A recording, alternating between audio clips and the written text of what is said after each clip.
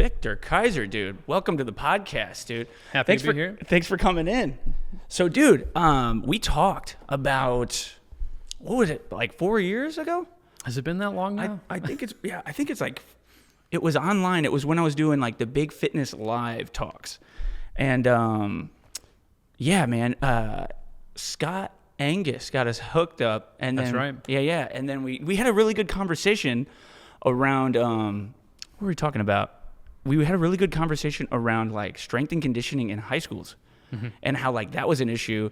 And it might be interesting to talk around maybe what has changed in the last 4 years. You know what I mean? If there has been any change, because I feel like people nowadays have this, I've been getting asked a lot, like, you know, like how much of the science and research around strength and conditioning is relevant now? Is it ever really relevant when it's sort of like a, you know what I mean? Maybe we'll give it a shot. It's more of a practice, you know what I mean, than it is anything. And then there's a lot of people, a lot of trainers, and I know I know you have like a understanding of, you know, what it is like to be in the fitness industry, being in like a small gym or training space or a big box gym, which who fucking knows what's going on in there. Yeah. On like what those trainers think about like the intellectuals, the academics around and the research around strength and conditioning.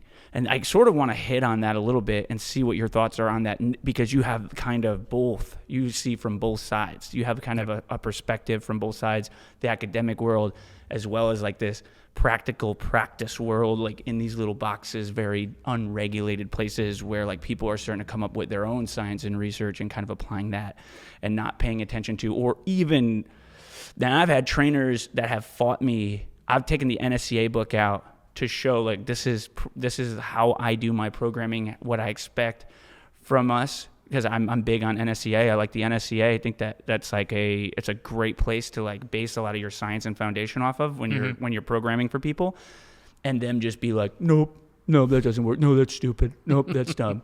Nope, that doesn't work. And I'm just like, no, this is coming out of a book where there's research. This is your opinion of like the 3 people you trained. So it's kind of, you know what I'm saying? So I'd like to know your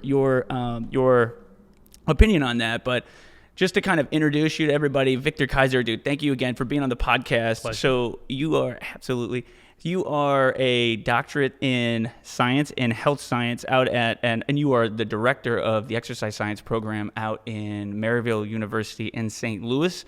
In the area of health, performance, and wellness, consulting in strength and conditioning and sports science, and a researcher in PTSD, or so you want to get published, but something that you were telling me is a passion project, so that's awesome. So we'll dive into that. You have a military background, and you currently are currently in the military in the reserves with 24 years of background there. So that's awesome. We can get into that as well. You're currently working on a textbook and a handbook and revising a paper in the area of research around these topics. So let's dive into it first, man. Like first things first, like kind of what got you into strength and conditioning? What is it? Why do you continue to stay busy in this area? So it's pretty funny, and I laugh about it whenever I had to tell somebody this, but I got into strength and conditioning to get out of work. Oh, gotcha. So back in probably 2006, from 2005 to 2008, I was an Army recruiter out in Wentzville, Missouri, and that was during the big surge. We needed a lot of people into the military, so recruiting was an absolute catastrophe. You know, we were working 10, 12, 14-hour days, depending on the day of the week. And I had a new guy came into the office by the name of Kelly, and, you know, infantry guy, absolutely loved lifting, needed a help with, you know, like stress relief, and lifting weights was the way to do it. So he brought me along. I fell in love with it. You know, went to Iraq, went to Afghanistan, started training people, started getting an education, and even in my dissertation, one of the acknowledgments is right up top to Kelly. Like, if it wasn't for him, I wouldn't be in this field. Got you. Awesome. And what are you currently working out? What are you spending most of your time in right now in the area of like strength and conditioning and fitness? The most part is education right now. We've got 2 undergraduate programs in exercise science at Maryville. One's on ground, one's online. We're sitting somewhere between 350, 400 students. So the bulk of my work is focused on educating those students, helping them to find what their passion is, getting them placed in some key areas. Still working as a state director. It's a volunteer position for the National Strength and Conditioning Association. So I run a clinic every year, and those things sometimes tie hand in hand. As an example, last year, within the last 12 months, I've done 2 presentations with a student. Same student, we were working on building a high performance model on a budget. And it went so well, the second time we presented at a regional clinic in Mid-Atlantic, he was offered a GA position by someone that saw the talk. So that's where a bulk of my stuff comes from. Course development, I've got a buddy of mine and we're getting ready to write a textbook in stress management, and then trying to get a couple papers published. So what do you mean by like high performance on a budget? So the high performance model is looking at breaking down silos and creating a very large, diverse team of professionals to help manage the athletic performance environment. So, from our angle, you've obviously always got a strength and conditioning specialist. You've got a sports scientist. Hopefully you might have sports psychology, nutrition, dietetics, administration, coaching staff, etc. So a high performance model is just trying to draw all that in together for the betterment of the athlete and the system. Where do you find this? Is it in high schools? Is it in colleges? Where do you find like this team? Places with money. Yeah, I was going to say, yeah. That's why we were looking at, how can we do this? It's a great system. They use it heavily in Australia and Europe. You'll see it a lot in soccer, football. But we wanted to find a way to help people attain this on a budget. So I'm very lucky. I've got a lot of leeway and flexibility at Maryville. So we use volunteer students. We use work study positions that we pay. Last year we got approved. We just finished our second year with an apprentice. So an apprentice is like a work study position on steroids. They get a lot of extra autonomy, a lot more responsibility, and a little bit more money to go along with it. And then next year, we're also going to have a graduate assistant.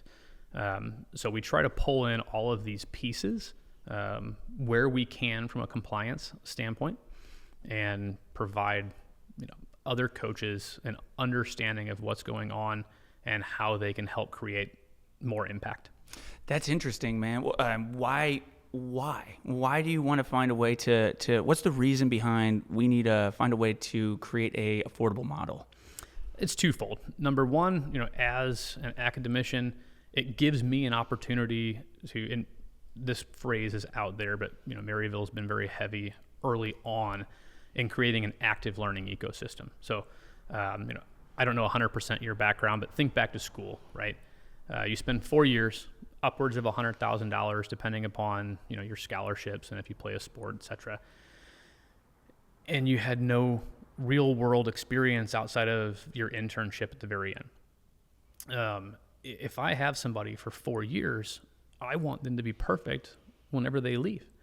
And I was listening to a podcast, probably around 4 years ago or so, and the guy was talking to somebody. It's over in Europe or the UK, and he looked at this graduate intern, so somebody working on a master's degree, or at least the start of it, and he looks him straight in the eye and he said, "This is what I need you to do," and he lists off a number of tasks. And this kid looks at him, like deer in the headlights. And he laughs at him. He's like, "I'm just kidding. I know they don't teach you that shit in school." That's disgusting. Yeah. Like 4 years of time, upwards of $100,000. Yeah.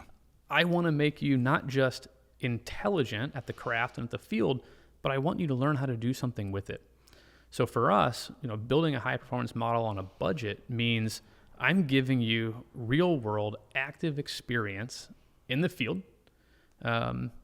And you're getting to do it. You're working. So whenever you go out, say somebody comes into your door, and let's say you're working with, some select or club sports team, and they come in and they've got 2 years of experience already working in one of these models. That gives them a leg up in not only being hired by someone like you, but also being able to immediately get to work and do the job instead of you having to babysit them and walk them hand in hand through everything. And that's real, man. Because like I've gotten a lot of people that have come like with their bachelor's degree, so their 4-year undergrad, and have no real idea on how to apply what they know to the actual person here. Now it's here's not athletic. Here we deal with general population people. Mrs. Jones, who's trying to like get stronger, pick up the kids, live a better quality of life with a better and have like longevity in the things that they're trying to do. So it's a little bit different than like the application of what you know to a strength and conditioning program, an athlete trying to increase their performance. Are you guys teaching them? Are you specifically with performance in athletics? Or is it also into general population's fitness? So we still focus a lot on general population because that's where the bulk of the work is going to come from. Everybody who was an athlete wants to work with athletes. It doesn't matter if it's sport performance or rehab, but there's only so many athletes to go around. So while we have more of an athletic mindset in our program at Maryville, it's just because we want to treat everyone as an athlete. Yeah. And there are so many, a bulk of programs out there are more hardcore exercise physiology, clinical type of focus. So we did that to separate ourselves. Earlier I mentioned that we have apprentices and a GA. One of our apprentices is a health coach. So 2 years ago, our first apprentice focused on research. Dive in, look at what other universities are doing, look at what the corporate world is doing, find out how we can build the absolute best corporate wellness program here on campus. So he did a phenomenal job at that. He was, the star example of what the apprenticeship could provide. And then the second year, we started running pilots. So Maryville employees, doesn't matter, faculty, staff, we bring them in. We've got, I can't guarantee this, but we have one of the most robust undergraduate labs in the entire country. It doesn't look like clinical exercise physiology. We don't have environmental chambers or doing rodent models, et cetera. We've got racks, we've got force plates, timing gates, we got body composition. We got more real world applied type of equipment in our lab. So the health coach apprentice will bring those employees in, we'll do, a suite of tests on them, and then we'll focus on goal setting, accountability, and making sure that they're staying consistent with their program. So with all of that, that's interesting, right? Like the real world applied. That's where I think there's a lot of for example, I was talking with one of my clients earlier this week, and I said, look, I got a guy coming on. He knows a lot of shit about a lot of stuff. And I said, what would you, and I told him what your background was. I didn't say that. And I said, what question would you ask him if you could sit across from him? And his first thing was, well, I don't think there's many things I would ask him because I think most of the things that he doesn't apply to me. And I disagree with that. I think that there's a lot of things that, most things, if not all the things, could apply directly to you. But that idea that there's a separation from what the academics and the research behind like strength and conditioning and fitness and what's happening in the universities doesn't have anything to do with the general population person that makes up most of what these people in the universities will work with. Yeah. Even if you do work with some athletes, most of your money, and I hate to say it for everybody who wants to make all their money in athletics, and some of you will, but most of you will probably find that most of your money comes from helping Mrs. Jones become healthier, fitter. And look, and Mr. Jones, all the Joneses. So what's your thoughts on that? What is your thoughts on that general idea? Why do you think that is the perspective? Back in the day, they said once we had access to information, that the world would be a better place. Now we have access to all the information, and it's, to a degree, some things have probably regressed. Because now the issue is trying to find out what is actual, legitimate, high-quality information. Before we got on here, you made a comment about, what is happening in the trenches versus what is happening in research, and sometimes those two things line up and sometimes they don't. Before somebody has an idea and conducts a study, somebody had to think that up first. So, someone could be ahead of the curve. Or sometimes you get people that are, old dog new tricks things that are doing outdated practices that might not be appropriate for getting somebody to where they need to be. There's a lot to it. I think anything's applicable, right? It's just how you apply the information that you know to a very specific setting. So as an example, I've got a student in a practicum right now, and she's working in a strength and conditioning setting, but she doesn't want to work in strength and conditioning. Ultimately, she wants to work with general population. And so we had a conversation the other day. I said, I understand, like, you're going to have to do 2 practicums because our program doesn't do 1. The NSCA is moving to that anyways as they push for accreditation, which if you're not coming from an accredited program starting 2030, you won't be able to sit for your CSCS. Right now, it's any bachelor's degree will allow you in. Yeah. Once 2030 hits, you got to come from a specific program. So the NSCA is pushing 2 practicums, and we switched immediately with that too. So their first one they do 120 hours, their second one they do 200. Has to be completely different settings. Now, that's a funny way to say it, right? Like, I've got my strength coach is Jake Fitz. If a student came in and wanted to stay at Maryville for both of their practicum experiences, they can do that, but they can't work with Jake for both of them, and they can't work in the exact same sport. So that separates. So, this female and I were having a conversation about some of the things that she's learning and some of the things that she's seeing, and all I challenged her on was take what you're learning, take what you're seeing, and in your mind, think about how you can apply that to a general fitness, wellness type of population. There will be some functional carryover. Yeah, and like in your mind, like how much is carried over? If I had a little, like, what do you call it, a Venn diagram, and I was like, strength and conditioning program for athletes, like, then strength and conditioning program for general pop, just fitness program for both. How much of this is overlapped? It changes. It's always context dependent. Right. One of the first T-shirts my students made was the quote on the back was "It depends." I started in general population, kind of.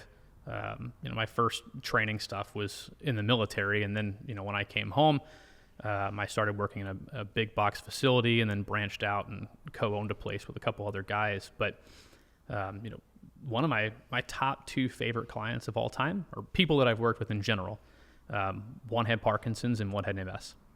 And it was the personality of those individuals that made it special, but it's also in creating an environment that's meaningful, right? Like, athletics is fun, athletics is sexy, but the Parkinson's client, all he wanted to do was walk his daughter down the aisle, and not under some kind of assistive tool, so that he wasn't drawing attention to himself and all the attention was on her.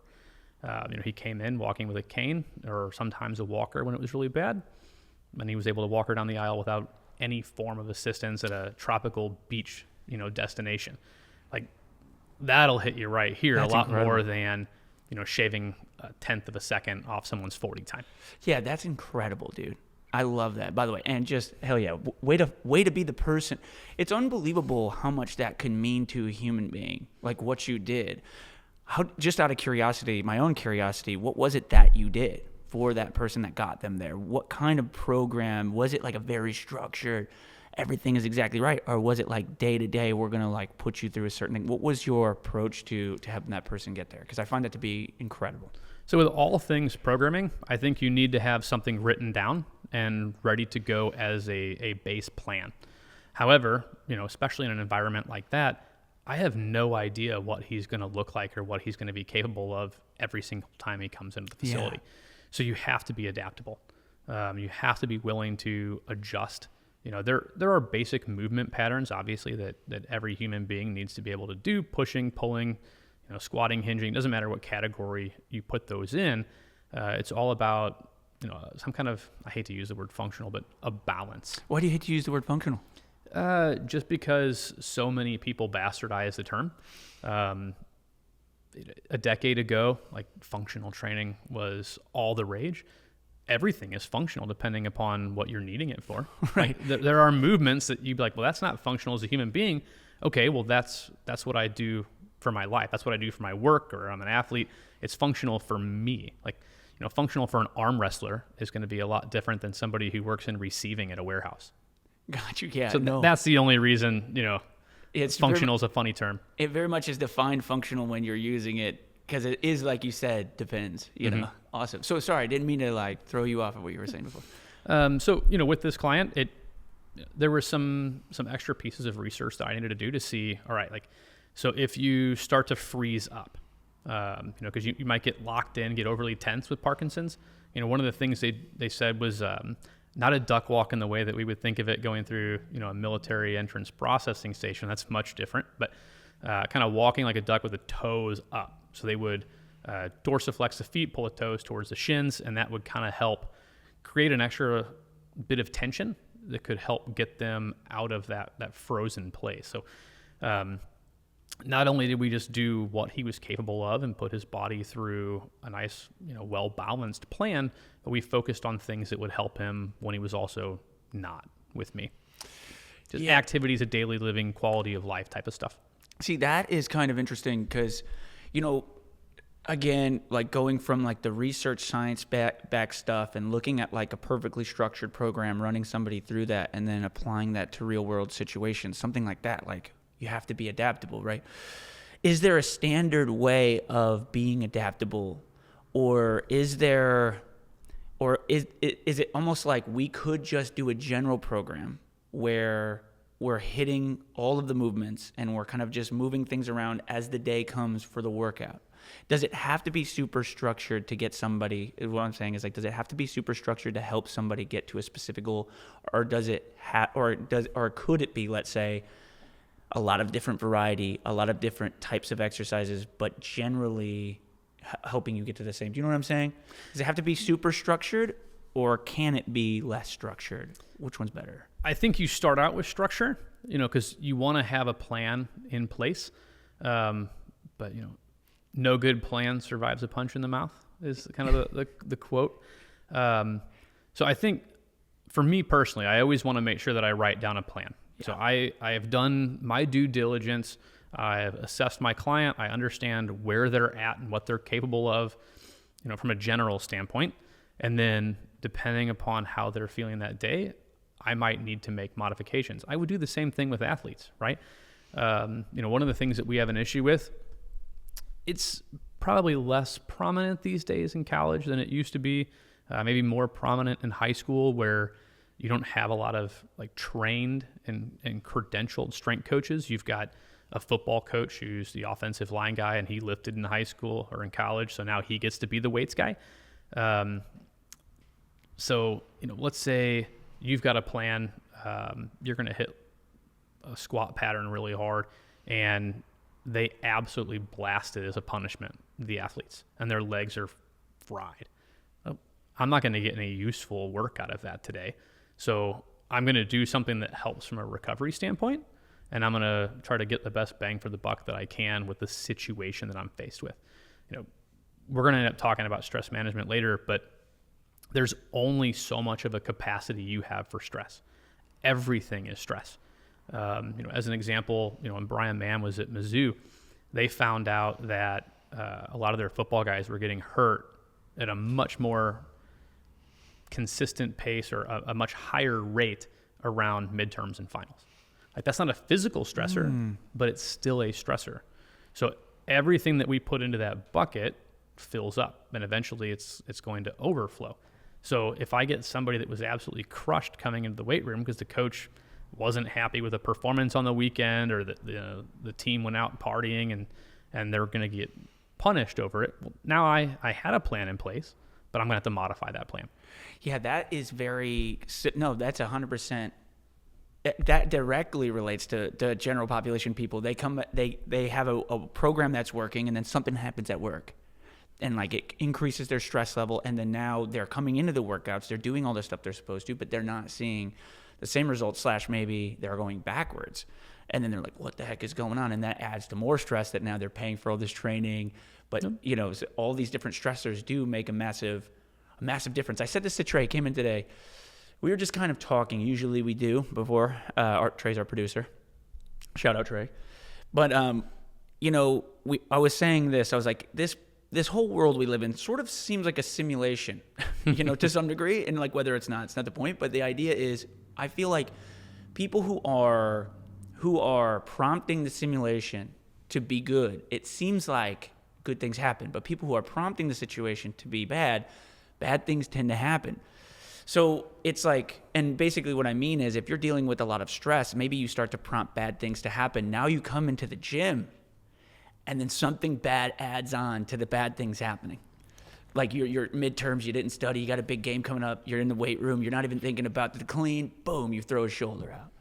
It's like, it's kind of interesting. How much of that do you think plays into it? What do you guys do / suggest that you do to help manage that stress and change the perspective?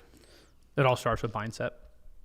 It doesn't matter what aspect it is. It could be a general population client that comes in that it might not be anything that physically happened to them. Maybe their kid got sick and now they're awake all night with a kid that's been throwing up. And that sabotages how the day is going to go. But we can't control all of the stressors that are thrown at us, but we can control how we respond. Yeah. Do you think there's a physiological advantage to having a positive, like, champion, let's say, mindset? Define champion mindset, but like positive, like this will work mindset. Do you think there's an actual physiological benefit, not just like that you'll do the other things that are required to make you win? So I have not dug through the research, so I will tell you from an anecdotal standpoint. Yeah. I believe it. Yeah.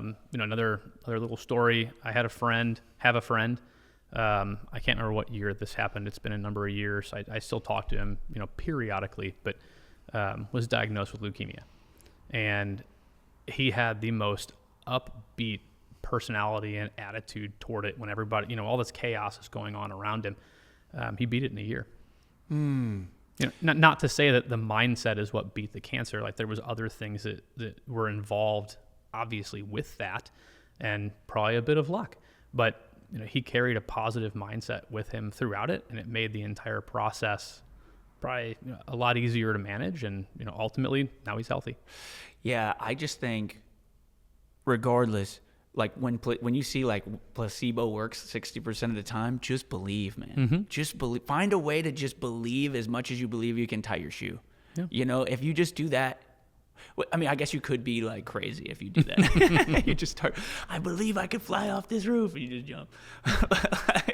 But like, I guess there's a dichotomy to everything. Yeah. But like, you should just keep that positive mindset. Why not? I just think what bad is there in being like, or negative? What's the downside of being like, I just feel like if I give it my 100%, this will work, or like XYZ. Whether you think you can or think you can't, you're right. Absolutely, dude. And like, what got you into wanting to get into this, the stress management? So stress management clearly has a lot to do with your ability to live life better. And there's a lot of science around this. So you're working on a textbook on stress management. Is this like one specific thing, or is it like multiple different ways to manage stress? And is it a matter of like application? Like what exactly is this textbook around stress management? So the textbook is starting because we have a class at Maryville on stress management, and we've had it since the program started. We give it to freshmen, and it's something that I thought we just absolutely had to have in the program. And we, like I mentioned off camera, stress to me, or at least stress management to me, is a very, very broad continuum. I mentioned Bad Boys 2 and Martin Lawrence. He's rubbing his earlobes, he's saying woosah, trying to kind of chill out, mindfulness, meditation, all that stuff. That absolutely still has a place and works really well for some people. But also on the opposite side, I look at this continuum from a stress inoculation place. We just talked about having a bowl, right, of capacity for stress that fills up. Well, what if we can change our experience to make the volume inside of that bowl bigger? So now we can handle more stress. You mentioned that you've changed the way that you look at ice baths.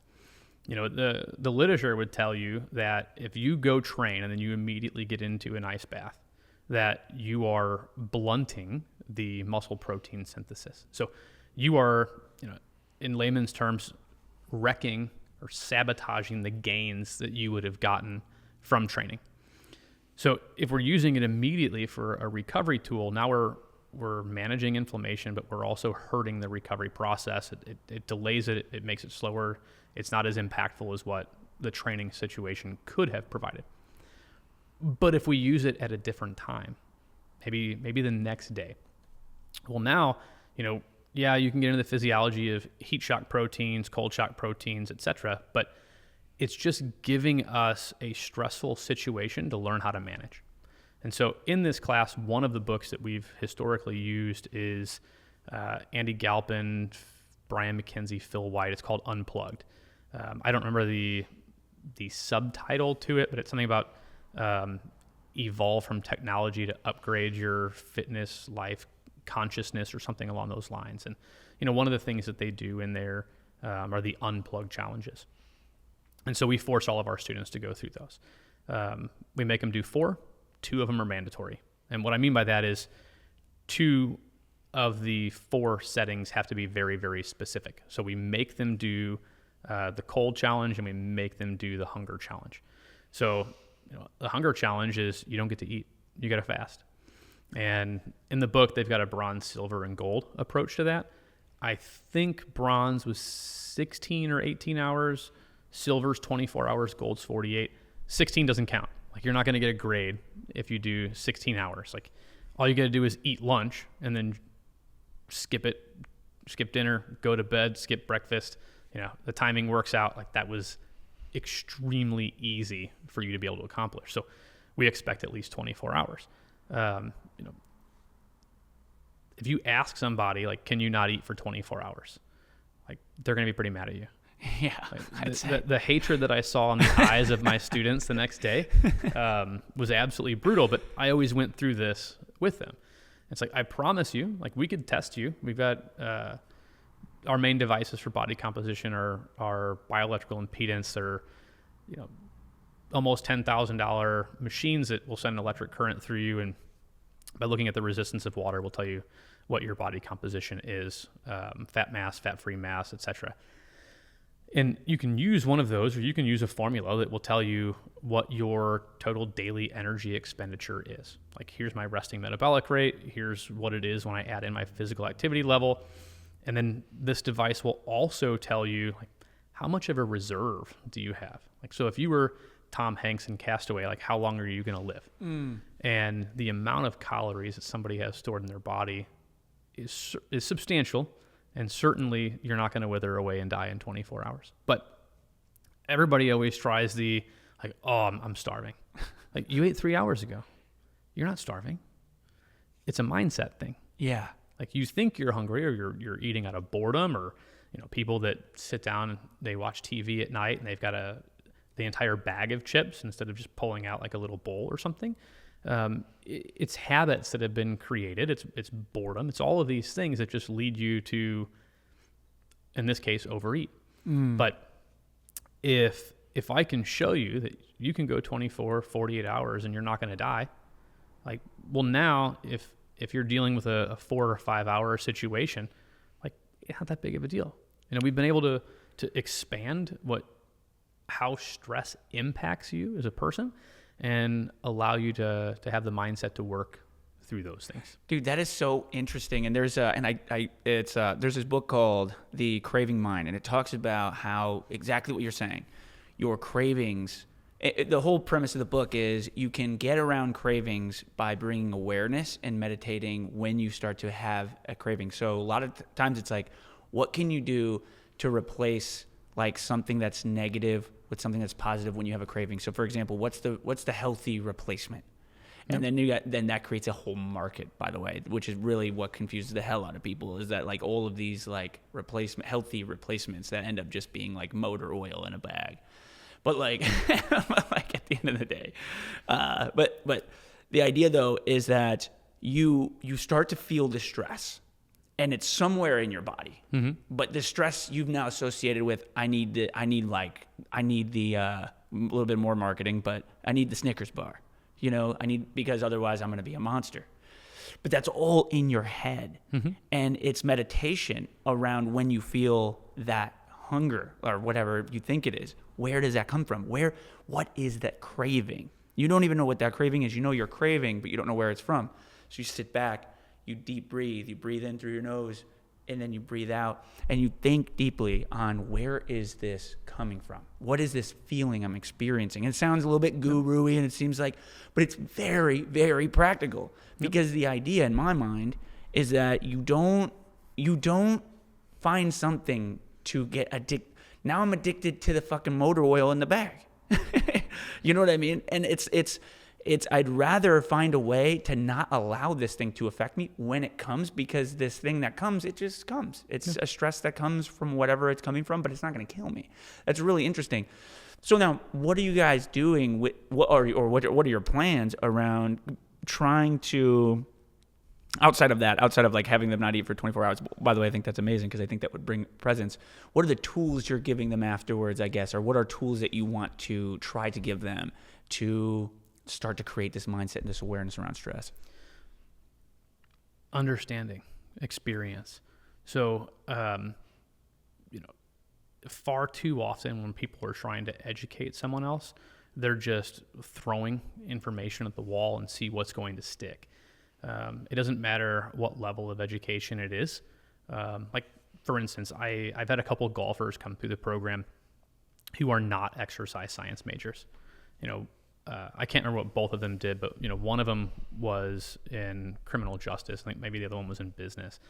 And they always ask the most enlightening questions, and they'd apologize for it. Like, I know I'm really sorry that I'm asking this question. I know it's a stupid question, and everybody else in this room, probably already knows it, but I haven't taken these classes. And they were very, very beneficial for the entire group. They were very impactful questions, because these individuals were taking the coursework not because they were forced to for the program. They were taking it because they wanted to learn extra information for themselves in programming classes. So you have to find, in order for something to sink in, you have to find a way to make it relevant to somebody. So when I say understanding and experience, I want to put them in a setting or in a situation and then just facilitate the discussion. Here are a few things that might help you through this. So, you're really hungry? Go drink some water. Drink 8 ounces, 12 ounces of water. Just get something in your stomach, and then, wait a little bit. If you're still really having that sensation of hunger, the whole leptin versus ghrelin thing, maybe you are hungry. Maybe you're not just bored. It all depends on, how long has it been since you ate? What was the consistency of the meal? All of that stuff. Or go on a walk, get outside, just, have some sunlight, have some vitamin D hit your skin. Go entertain your mind in a different way, just to get your mindset off of I'm really, really hungry right now. So we will offer some suggestions or tips. We'll facilitate them asking us questions in the classroom. And then some of them get frustrated, but it's what do you think? So they ask the question, and then you make them answer the question themselves, so that we're teaching critical thinking and logic in the process. Because otherwise, they're not going to get any better. Like, I don't want you to be my parrot. Like, I want you to be better than me. You, throughout your experience, will have access to more information than I had access to when I was at your point. So I don't want you to be the same as me. I want you to be better than me. Do you think that to some degree, like the TikTok generation is going to lose the ability? Because I think that's exactly right. Do you think that they're going to sort of lose the ability to have the imagination to critically think when everything is sort of being thought out for them on this Instagram reel? Is that kind of partly what you're trying to do, is like help them, I guess, think around all the information that's being thrown at them? Yeah, I think, and I'm trying not to be too pragmatic or anything, but TikTok happens to be what it is now, but it's always been something. We're always getting information in one way, and all the information to a degree has always been, gatekept. Whether it's, sage on the stage, like, I don't know, 30 years ago, if I was a professor standing in front of the room, like, what I told you is the absolute truth, and you have really no way of finding out if I'm being honest or not. I could tell you anything, and you would have to believe it because you didn't have access to all this information to be able to pull up research and find out, like, is that okay? Do I have access to all of these journals? Where can I find these journals? So there's always going to be something that shelters and keeps information. Like, the algorithms they only push you the information that you've looked at before and what it thinks that you need to hear. So to a degree, I think yes, to answer your question. But if we're teaching somebody to critically appraise information and try to think logically and take a step back, then we can help that process. In that stress management class, the first few years, I brought up a study that was done at Stanford or Sanford. I can't remember which one. And I can't remember all the details of the paper because it's been 5 or 6 years since I've talked about it. But they broke everybody into an A group and a B group, and they handed them suicide letters. Half of the letters were real, half of the letters were fake. And they asked them, just put them in a pile. Which ones are real? Which ones are fake? They brought them back a second time, and they said, all right, group A, you're really, really good at this.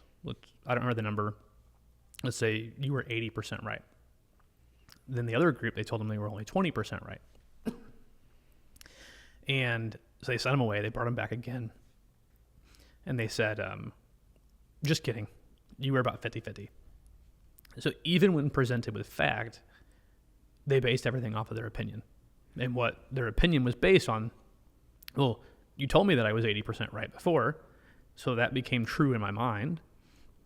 Now when you're telling me that I'm only 50-50, I don't believe you because you lied to me last time, so now I think you're lying to me this time. So the gist of it was fact cannot always beat opinion. Like once you get something in your mind, that's what you're going to fight to the death on. Oh my gosh. And you know what? This is the problem with a lot of these trainers, dude. A lot of these trainers where I'm just like, what makes you so sure that the research is wrong? Like, for example, like I could go get the NSCA book right now. I could say this. I could say, strength is, like true strength is like 1 to 3 reps. And really it's like 1 rep. But let's say true strength is like 1 to 3 reps. If you're working it, you want to go no more than 6 reps. And you want to be at like an RP9 or rate of perceived exertion of 9 or whatever. And you want to do anywhere from, let's say, 4 to 6 sets of that with a good and I think the NSCA book, the one that I have is like 10 years old, but I believe it says 2.5 to 5 minutes rest in between each set, which is just like, how much time do you have to do bench press?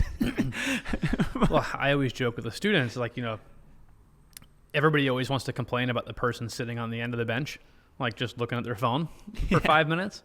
I'm like, well, I mean, they're kind of doing it the right way. Like they're taking their time so that ATP gets to regenerate. Right. No doubt. That's what's kind of crazy. You see some of those some of those big powerlifter guys that are doing like 1,000 pounds in a rep, and they literally do like 4 sets in 60 minutes.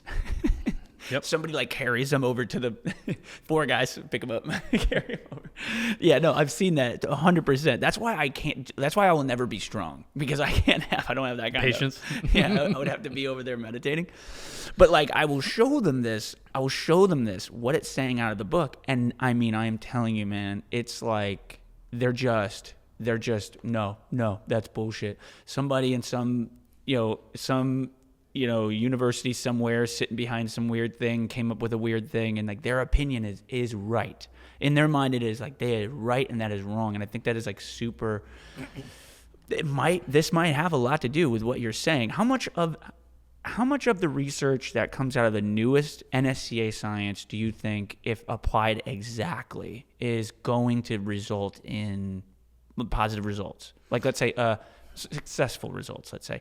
And how much of it's going to have to be skewed and changed up based on the the situation, the context?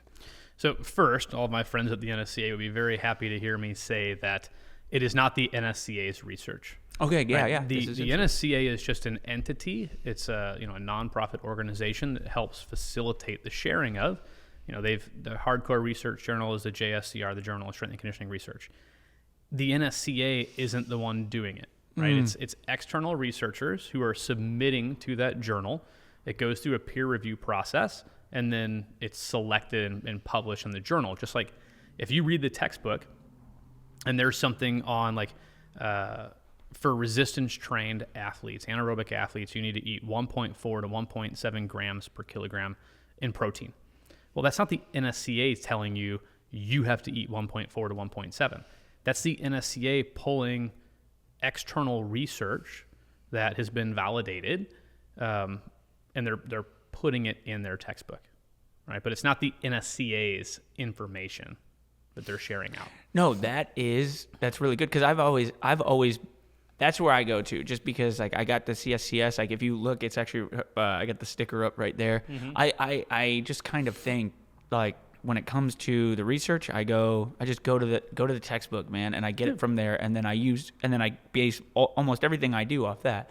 So what would you say is the gold standard? What's the gold standard? Where do we go for the research, and how are they doing it? Why should we trust the research? I think this is a question that a lot of people would love to have answered. Why should we trust the research that's being pulled from the NSCA? Like, what is the reason?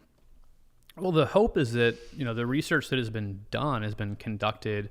What word am I looking for? It's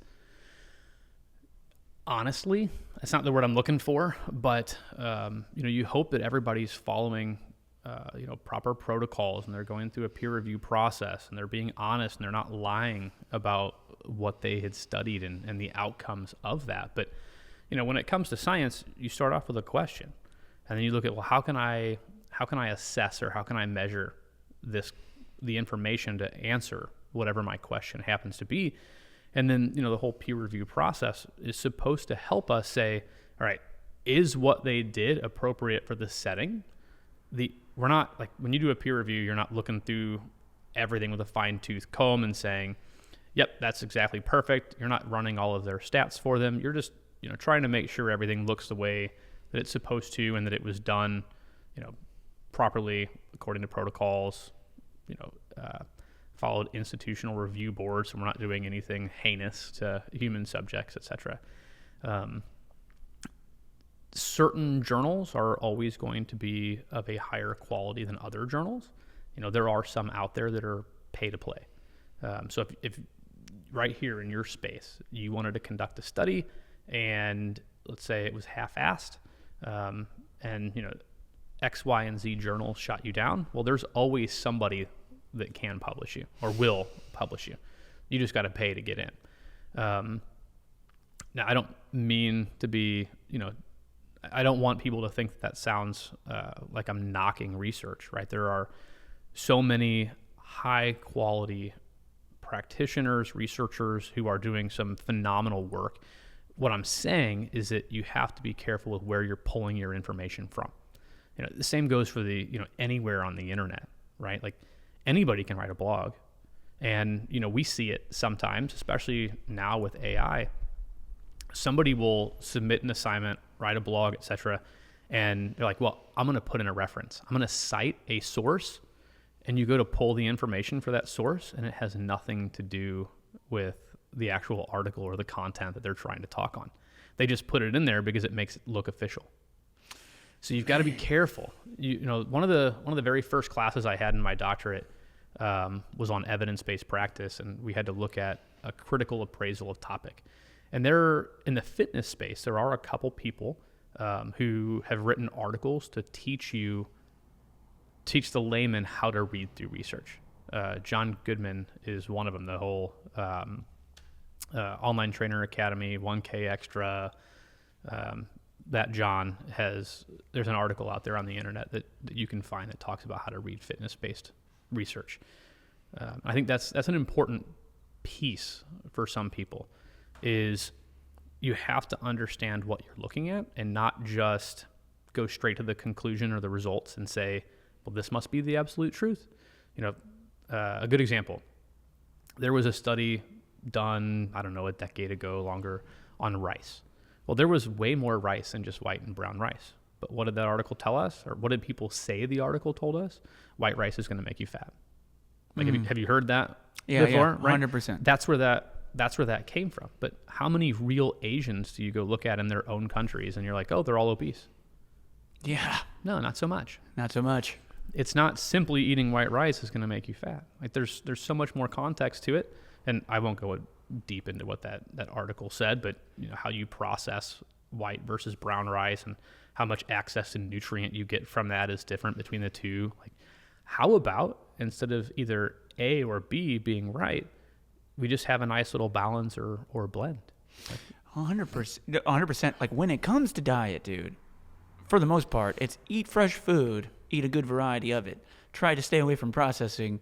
The processing is the issue. I just think, don't get me wrong, I know people who they spent their whole life eating vegetables and fruit and just happened to live next to a fucking nuclear plant, and all those fruits and vegetables were just like showered with arsenic, and then they got cancer. But like, for the most part, you're not living outside of a nuclear plant. You just eat real food as much as possible and as much of it as possible, and that helps with a microbiome. But like, if let's say I was a person like my client who is just like, man, I'm not going to dive into the research journals. Where can I get information that's real and that I can actually use?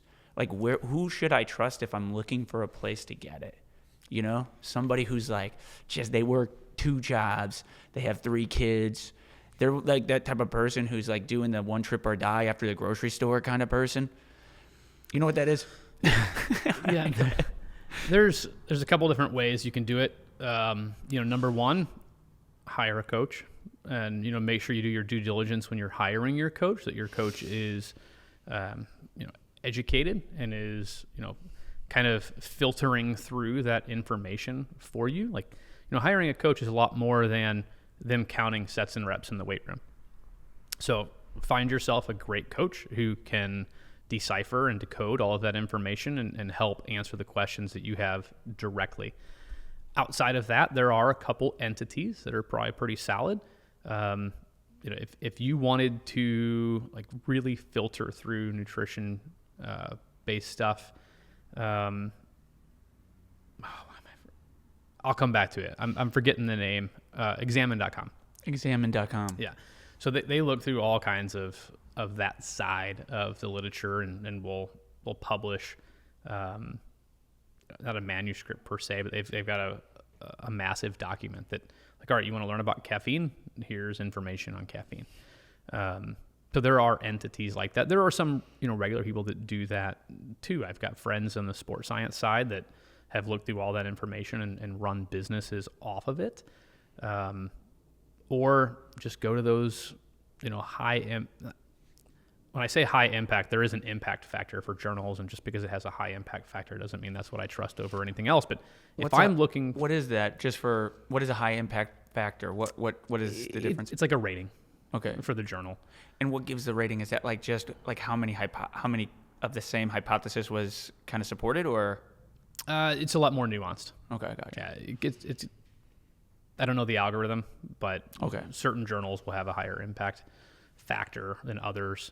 There's a very consistent algorithm that they use, but understand what you're trying to learn, and then look for those. Like, there are some very key biomechanical journals if you're wanting to learn about certain things, more research heavy on how you move your body, or looking at the NSCA has several. The Journal of Strength and Conditioning Research, which is more the hardcore science. They've got the Strength and Conditioning Journal, which is more the practitioner's approach. They've got a TSAC report if you're in military law fire. They've got a personal trainer quarterly. They've got those, and the ACSM, the American College of Sports Medicine, has their journals as well. I think generally a really good first place to look is PubMed. That's where I'll search first, or one that I really love is ResearchGate.net.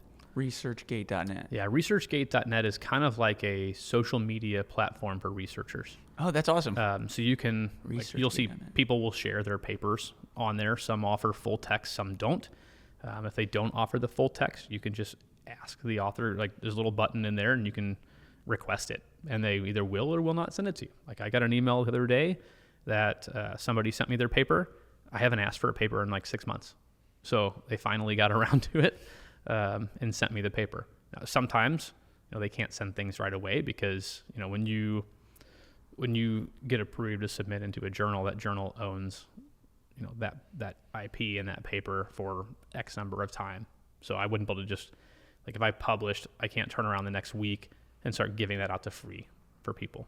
Yeah, it's like anything. It's like you don't have time to be an expert in everything. Not at all. You should definitely not get your research from Instagram. But I think most people say they read an article, but really it was like a 30-second like Insta reel. And from like one of their favorite influencers who's just talking to a random person, and like you can say anything online. And I'm a culprit of this. I think we all have some degree of this, and we're like, wait a second, where the fuck did I hear that? And you just heard that from like, you don't even know, and you're just out there propagating it. And it just sounds good to you, feels good. Like you got your beliebies, and your beliebies are all kind of making you want to say stuff. And to your point. But on the opposite side of that is we have to put information where it's accessible to people. Right. So, one of the things that we just did in our sports science class last semester was creating infographics. And Yaman Lemur, YLM Sports Science, had done it, was one of the first that I had seen. Adam Virgil does his. It takes all the heavy content from a research article and puts it into a pretty little picture, because that's an easier way for people to look at it. And we'd much rather have information getting out through those channels than it never making it to anybody. Dude, 100%. And actually the science behind, or at least the research, and I don't even know, actually just thinking right now, because I'm like, I better cite this after saying all that shit.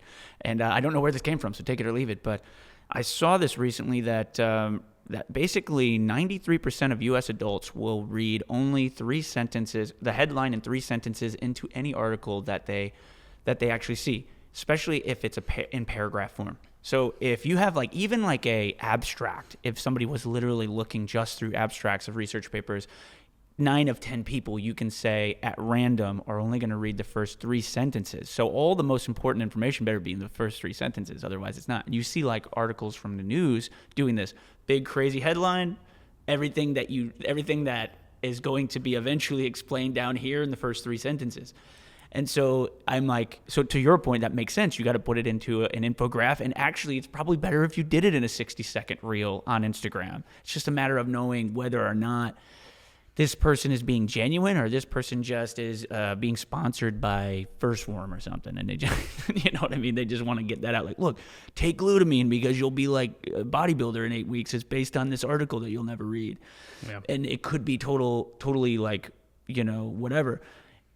And I don't know what the answer to that be. Maybe if they had a way to verify something, like a check of verification that's actually worth something. Like this is like an account that sends out information. Like what I mean? What could they do where like you could get that information out, but it's like it's trustworthy, so that there's not so much confusion around like whether or not this information is to sell something or not. It just seems like a really interesting problem. I can't imagine how much money you would make if you could find the right answer. Right. Because one of the things that some people out there do is they mix in, they've been doing this since, centuries. They'll mix in legitimate, high quality information and then sprinkle in the bullshit with it. Yeah. So like if I want to sell you snake oil, I draw you in by giving you real fact-based, validated literature information. And then once I develop that trust, then I share the absolute bullshit. Like, Dr. Oz trying to hawk the HCG diet, back in the day, or any number of different things. I was going to go into a different story, but I'm not going to share that bit of information. I feel you, dude. No, it's interesting. It's like this glucose monitor thing. It's like, have you seen this? Yeah. Yeah. What do you think about that?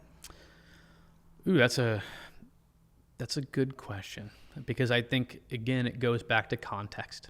So my wife was using one because, in Western medicine, there's a very solid black line, and that line represents function versus dysfunction. So, a lot of people will say, I'm pre-diabetic. Well, that's not a disease category. Like, you either are or you're not diabetic. Yeah, you can be encroaching it, but from a disease function versus dysfunction standpoint, there's not. So, my wife was wearing one because her A1C levels, her blood glucose are all over the place. She was And by wearing this, she could start to see what types of food impacts me at a much higher or worse level than others. So how can I be regulated so I don't feel like absolute shit? And I mean, she was going well, over 200, and sometimes she would absolutely crash, and she shouldn't have been in those places. I've got another buddy who's, I just spent time with him and his wife. Our families were together on Saturday, and this guy he's not a normal strength and conditioning sports science guy. Like his mind just works differently. He's just absolutely brilliant.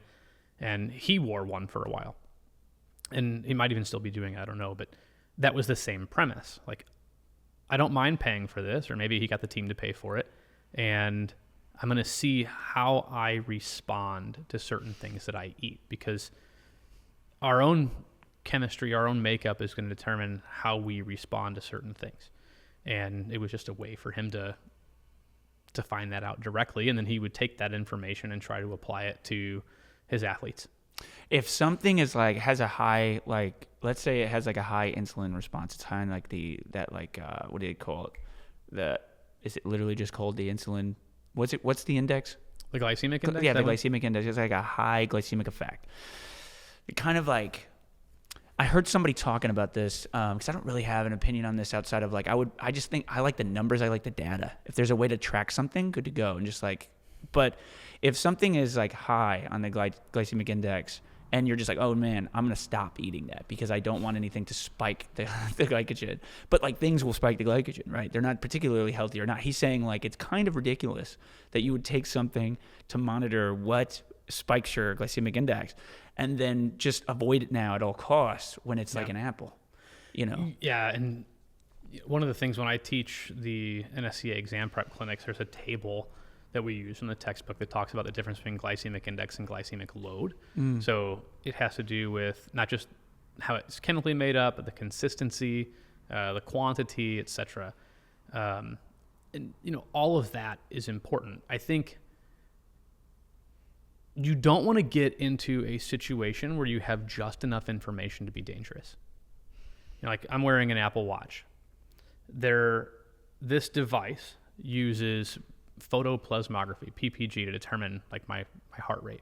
Say that again. Plasmography. Okay. Sorry. Go ahead. Just PPG. PPG. So it uses the lights that are on the back to look at how blood's going through, and that determines how your heart is. I don't want to say functioning, but that's how they use the algorithm to determine your heart rate. Have you ever looked at that after doing a heavy set of triples on a deadlift before? No. I have. It said 68. Like my heart's beating through my chest and it says 68. Yeah. Right? Because it takes time to get through that. Contractions in the muscle tissue alter how this can read. Let's take it a step farther. Let's say you're using something like your watch or a phone app for HRV. Like HRV was very big for a little while. It's still around. And some of these apps will use like a stoplight color system. Like if you're green, get after it. If you're red, like maybe you should just stay in bed today and not do anything with your life. And then amber is like a be careful kind of thing. Well, if I'm writing a periodized program and I'm in a phase where I am trying to crush you so that I can eventually recover and have some kind of super compensation, if my athlete comes in and is like, sorry, coach, I can't lift today, I'm red. Well, no shit, you're supposed to be red. Like that's the purpose of our training right now. And we can go back to, there's plenty of theories, but everything started with, the general adaptation syndrome, shock and alarm, fitness fatigue theory, etc. But we have to create stress in order for the body to adapt. But the technology, if we only have enough information to be dangerous, they look at it and like, I'm red. I can't do anything today. Or I had a guy that was in Iraq with me, and the only supplements that we could get were like BSN stuff. And, that was back when I was uneducated, and I always... what's BSN? That was the name of a supplement company. Okay. They always advertise in all of the steroid magazines. So that's how, for me personally, if I saw a supplement that was advertised in one of those, that's who I stayed away from. Yeah. But the big one that everybody took from a pre-workout standpoint was Explode. Yeah. And I remember that. I knock on his door one day and I'm like, all right, it's time to lift. Like I was only with him and a couple of the other guys for a couple months because we had spent several months apart in different parts of the country. But I was like, hey, it's time to go to the gym. Let's go. And he's like, I can't today. Like, what do you mean? Like, we have nothing on the agenda. Like, it's gym time. He's like, no, I'm out of my no explode. I can't go today. I was like, that's not really how that works. But from that mindset standpoint, it was like, well, I don't have it. I can't do it. Dude, that's crazy, but that's definitely real. I stopped taking like pre-workout supplements after like, and look, this is still my crutch. We do the ones that say fit on there, live fit. That way I'm lying to myself, but, and I can get away with it. And I do it every once in a while, something like this for a podcast. I usually have one for a podcast, but I try to stay away from for the most part. I was doing like Bang. I was working at Fit City as a trainer, and I had not taken any Bangs before. This is when I met Josh Hausman, by the way. If Josh listens to this, what's up, Josh? Shout out Josh Hausman and Relentless Fitness. Great people. But in any case, I'm over there and I'm like doing work and I'm drinking a Bang. And everyone's drinking a Bang. And it's because that there's all these super fit people drinking a Bang that I'm like, this is fitness. This Bang is a fitness, which is like just, I think, like 400 milligrams of just cancer into your face. And I'm just drinking it and doing work, not even thinking about it, doing work. And I'm like, all right, it's time to work out. And I just kind of like finished it, just whatever, because it's been a couple hours and it's gross now. Then I went over to my pre-workout immediately afterwards and just doubled up the pre-workout because I was like, dude, I'm scooping this to the dome because I don't got any water on me, and this is what the cool kids do. So I just did a Bang and 2 scoops of pre-workout, and maybe Josh would even remember this, but I started doing cleans at the time. I was doing a lot of Olympic lifting, and into that, warm up, get into that first set, and I just start getting like really lightheaded bad. Like I'm like coming in and out of this bad lightheadedness, and my anxiety is starting to go out. I'm like, oh my God, I'm freaking out. I go over to Josh. I'm like, dude, look, I'm done working out. Just could you watch me just in case I pass out? He's like, dude, you're just fine, man. Just sit here. I'm like, I'm going to go home, get in my car. I'm kind of like blacking in and out. It was sort of scary. I told my wife, get to my house. I'm like, dude, I'm done for the day. I'm going to sit right here if you just on the couch. And I'm freaking out on the couch because I'm seriously blacking in and out. And it was a lot of mostly anxiety. And I'm like, dude, I'm going to the emergency room. Go to the emergency room, and they're just like, another one of these fucking idiots. and obviously nothing wrong. They checked the heart, everything's fine. It's just too much caffeine and anxiety. Okay, so then I was like, enough of this. This is insane. Like I'm not even thinking about it, and I can't even work out with 1 scoop. Now it's 2 scoops and a Bang before. So I stopped taking the pre-workouts because I was like, this is crazy. But what got me on pre-workouts, the first pre-workout I started using, around when people were using NO Explode, was one called Jack 3D. And I don't know if you remember Jack 3D. You could get that. It was taken off the market for the military side for killing people. Yeah, dude. Perfect. That's Jack 3D. Jack 3D was insane. I don't exactly. You could get it right from GNC. And one of my brothers was like, dude, you got to try this stuff like before your workout. At the time, I wasn't taking it. I was just doing like honey. My coach told me before, because, in high school, you would only eat like once. You would be like in your school for 8 hours. They'd give you like a bowl of fucking whatever that came out of the cafeteria, and then you would go to football practice for 3.5 hours. So like I was getting lightheaded at the end of workouts, and like I was like, dude, this is insane. I don't know what's causing it. I'm an idiot. And my coach was like, here, man, just start taking like some honey, before a workout. And that's perfect. I started doing honey before a workout. That was the answer, man. Nice and cheap. Perfect. Like that was good. It gave me the energy. I was taking the honey. Then my brother's friend was like, you gotta try this Jack 3D, man. This stuff is insane. And the first time I took it, I had the craziest practice. I was cutting in line to be the first one in the when they used to do the Omaha like meat grinder drill, where you basically tried to give each other a concussion like best you could, and just like that. And I was like, this is the stuff. So I started getting everybody on. I was like, guys, you gotta take this stuff. And so all my buddies were taking it, and then we were saying like we called them Jack Thoughts. And long story short, that got taken off the market for whatever reason. Going back to honey was like, honey ain't doing nothing compared to this. So it's like I couldn't work out at some point without some kind of supplement. Aid.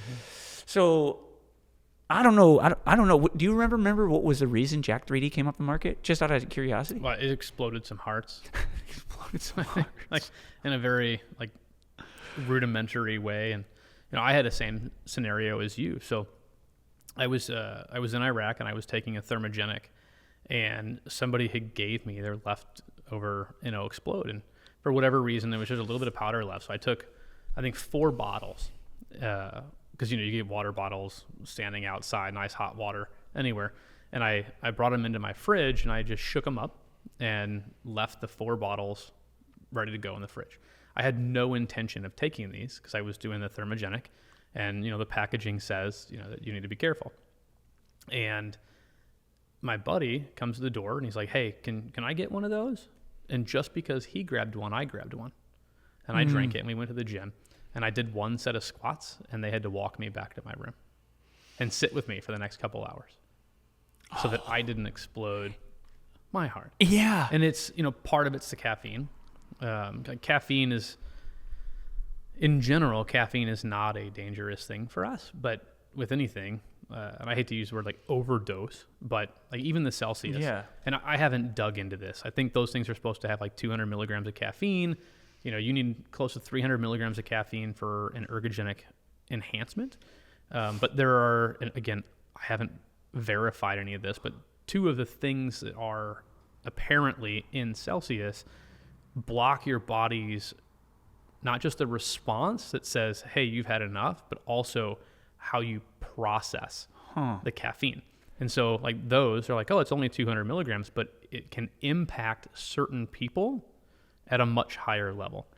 Like your own physiology matters with some of this stuff. Some people are, can have a coffee at 6 p.m. and go to bed at 9 and not have an issue. Some people have it at 9 a.m. and they're off the walls the entire day.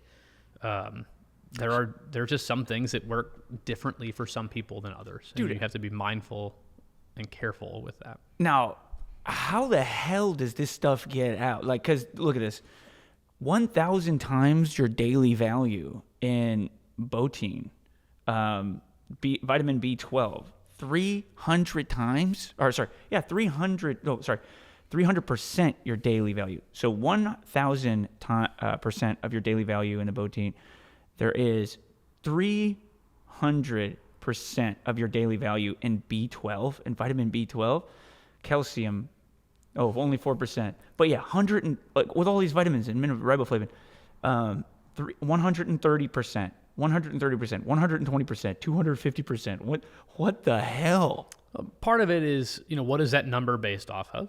Yeah. Right? Like the RDA is different for a general population standpoint versus what you might need as a highly active athletic type of population. Also, how your body processes that is not going to be the same as the way it processes a whole food source per se. So all of that adds in, when it comes to vitamins, the fat-soluble vitamins, if you take too many of those, that can cause very severe issues. Whereas, and those are A, D, E, and K. The water-soluble ones, B and C, like you just piss them out. Yeah, so it's like it doesn't really matter so much. Probably doing this like chronically isn't great, but yeah, man, this is kind of insane. And I saw, actually, it's funny that I grabbed this today because I haven't had one in a while, but I was like, man, you know what, for the podcast, we'll do it for the pod. But it is funny because this is not fitness at all. Live fit. Like this is actually opposite of fitness, guys. I think this, if it comes in and look, this is me drinking it. I'm not like saying be a freaking purist here. All I'm saying though is like know what you're bringing in your body. This is not fit. This is not fitness at all. This is as far away as it can be, I think, and the reason is because it comes in a fucking tin can. Water. Yeah. Water is probably one of the best as long as, you're not living in certain places that are having problems with water. Right. How do they get this stuff out? And by the way, I'm working on a Celsius sponsorship. So how do they get this stuff out? Like because it's not regulated. So the FDA doesn't regulate the supplement industry. The only time the FDA comes after supplements is if they've been known to cause harm. So it's not a supplement is not a food source. The FDA pre-regulates food sources, not supplements. So I don't normally like documentaries because they're ungodly biased. Yeah. But there's one that I've shared even with students. It's called Bigger, Faster, Stronger, Bigger, Stronger, Faster. It's one of the Bell brothers. And one of the things that he does in there, some people might not appreciate this the way it goes today, but he goes to a certain home improvement store, picks up some people outside of it that are looking for work, takes them back to his house, and they bottle up some supplements, slap a label on it, and they can take it to a store or nowadays, they can probably get an Amazon marketplace and sell it. And it's just that. And what you really got to watch out for is the whole proprietary blend thing, because that's their way of not telling you what's in the product. I see. Because that's the secret sauce. So we can't possibly tell you everything. So it's a proprietary blend. So if this thing is like short of like this thing just not killing you, like you can get anything out there.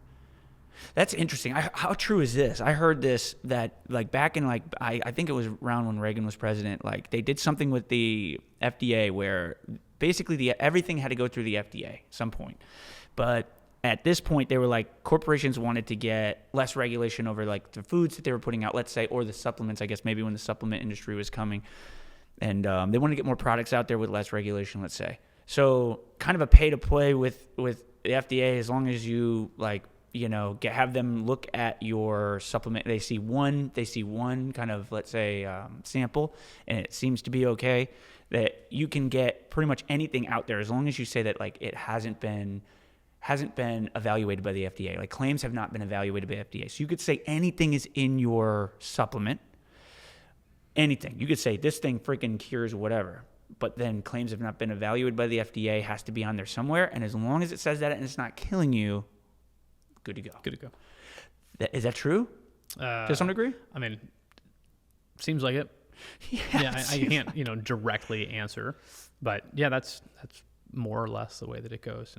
And there are some things that you can do to protect yourself. Go look for, if you're going to use supplements, use them that have been third-party tested.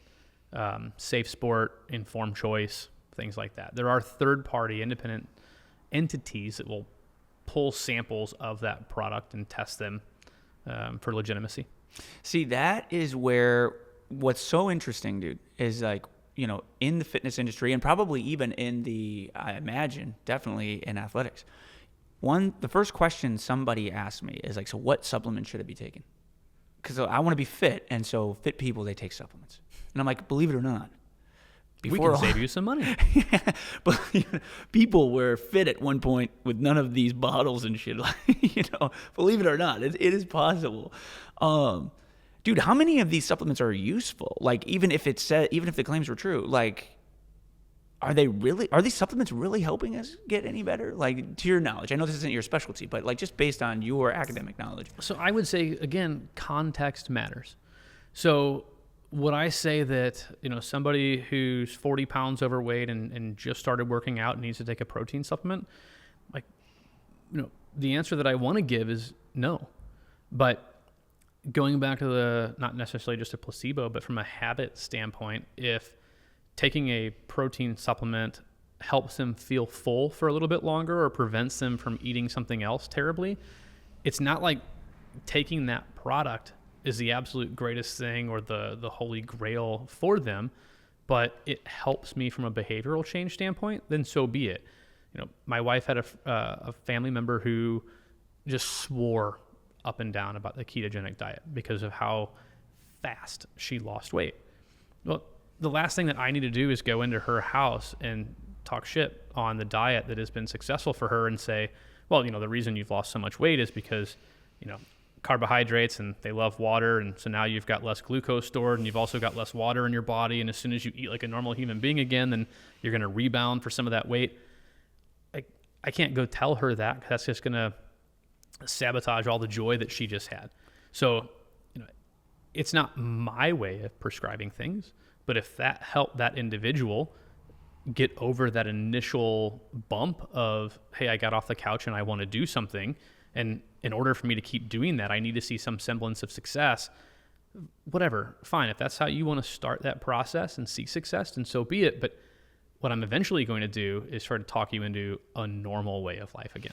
Dude, this rolls into something that's particularly a hot topic in this area. I don't know too much about this. I did some research, and I did a podcast called Fitness Drugs which was a good one. It was very provocative.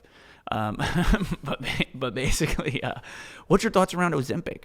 So Ozempic is being proven right to people. I have people who are in their mid-30s. I'm not saying any names, but if you're listening to the podcast, you know who you are. In any case, they're taking this and they've found a way to get it at like $400, $500 a month, and they Canada probably. What's that? Canada probably. You think so? Is that? I've seen some of it. They're getting They're like getting it from like Chris down the road, like in his basement, like just sticking it in. I'm like, what the hell? But like basically, it's basically being proven to bring your body weight down at 15% very quickly. What's your thoughts on people who are generally healthy? They're just a bit overweight, using this thing to get over that hump of quote unquote struggling with their weight. Oh God! So there's so much. It's a much different answer from a physiology versus a psychological type of answer. I can appreciate it from a psychological standpoint. What I would always caution somebody against is doing something that they might not view as extreme, but in reality, it is. A lot of those drugs, they're not meant for somebody who is at 15% body fat to get down to 10%, or somebody to lose a final 10 pounds. Like those are obesity medications. And while you can absolutely play with certain things that will indicate a certain level of success, there might be some problems in the background. Like every pharmaceutical has some kind of side effect. They obviously have to publish that stuff from a legal lawsuit standpoint, and some of them may never have an issue, but I would caution you. The absolute number one greatest thing that you can do is just go for a walk. Like start there. After you eat, go on a 10 or 15 minute walk. The way that your body responds to the food that you eat will be very, very different if you just go on a 10 or 15 minute walk after eating, a postprandial walk, as opposed to just eating and then going right back into work or going right back onto the couch to watch TV or something.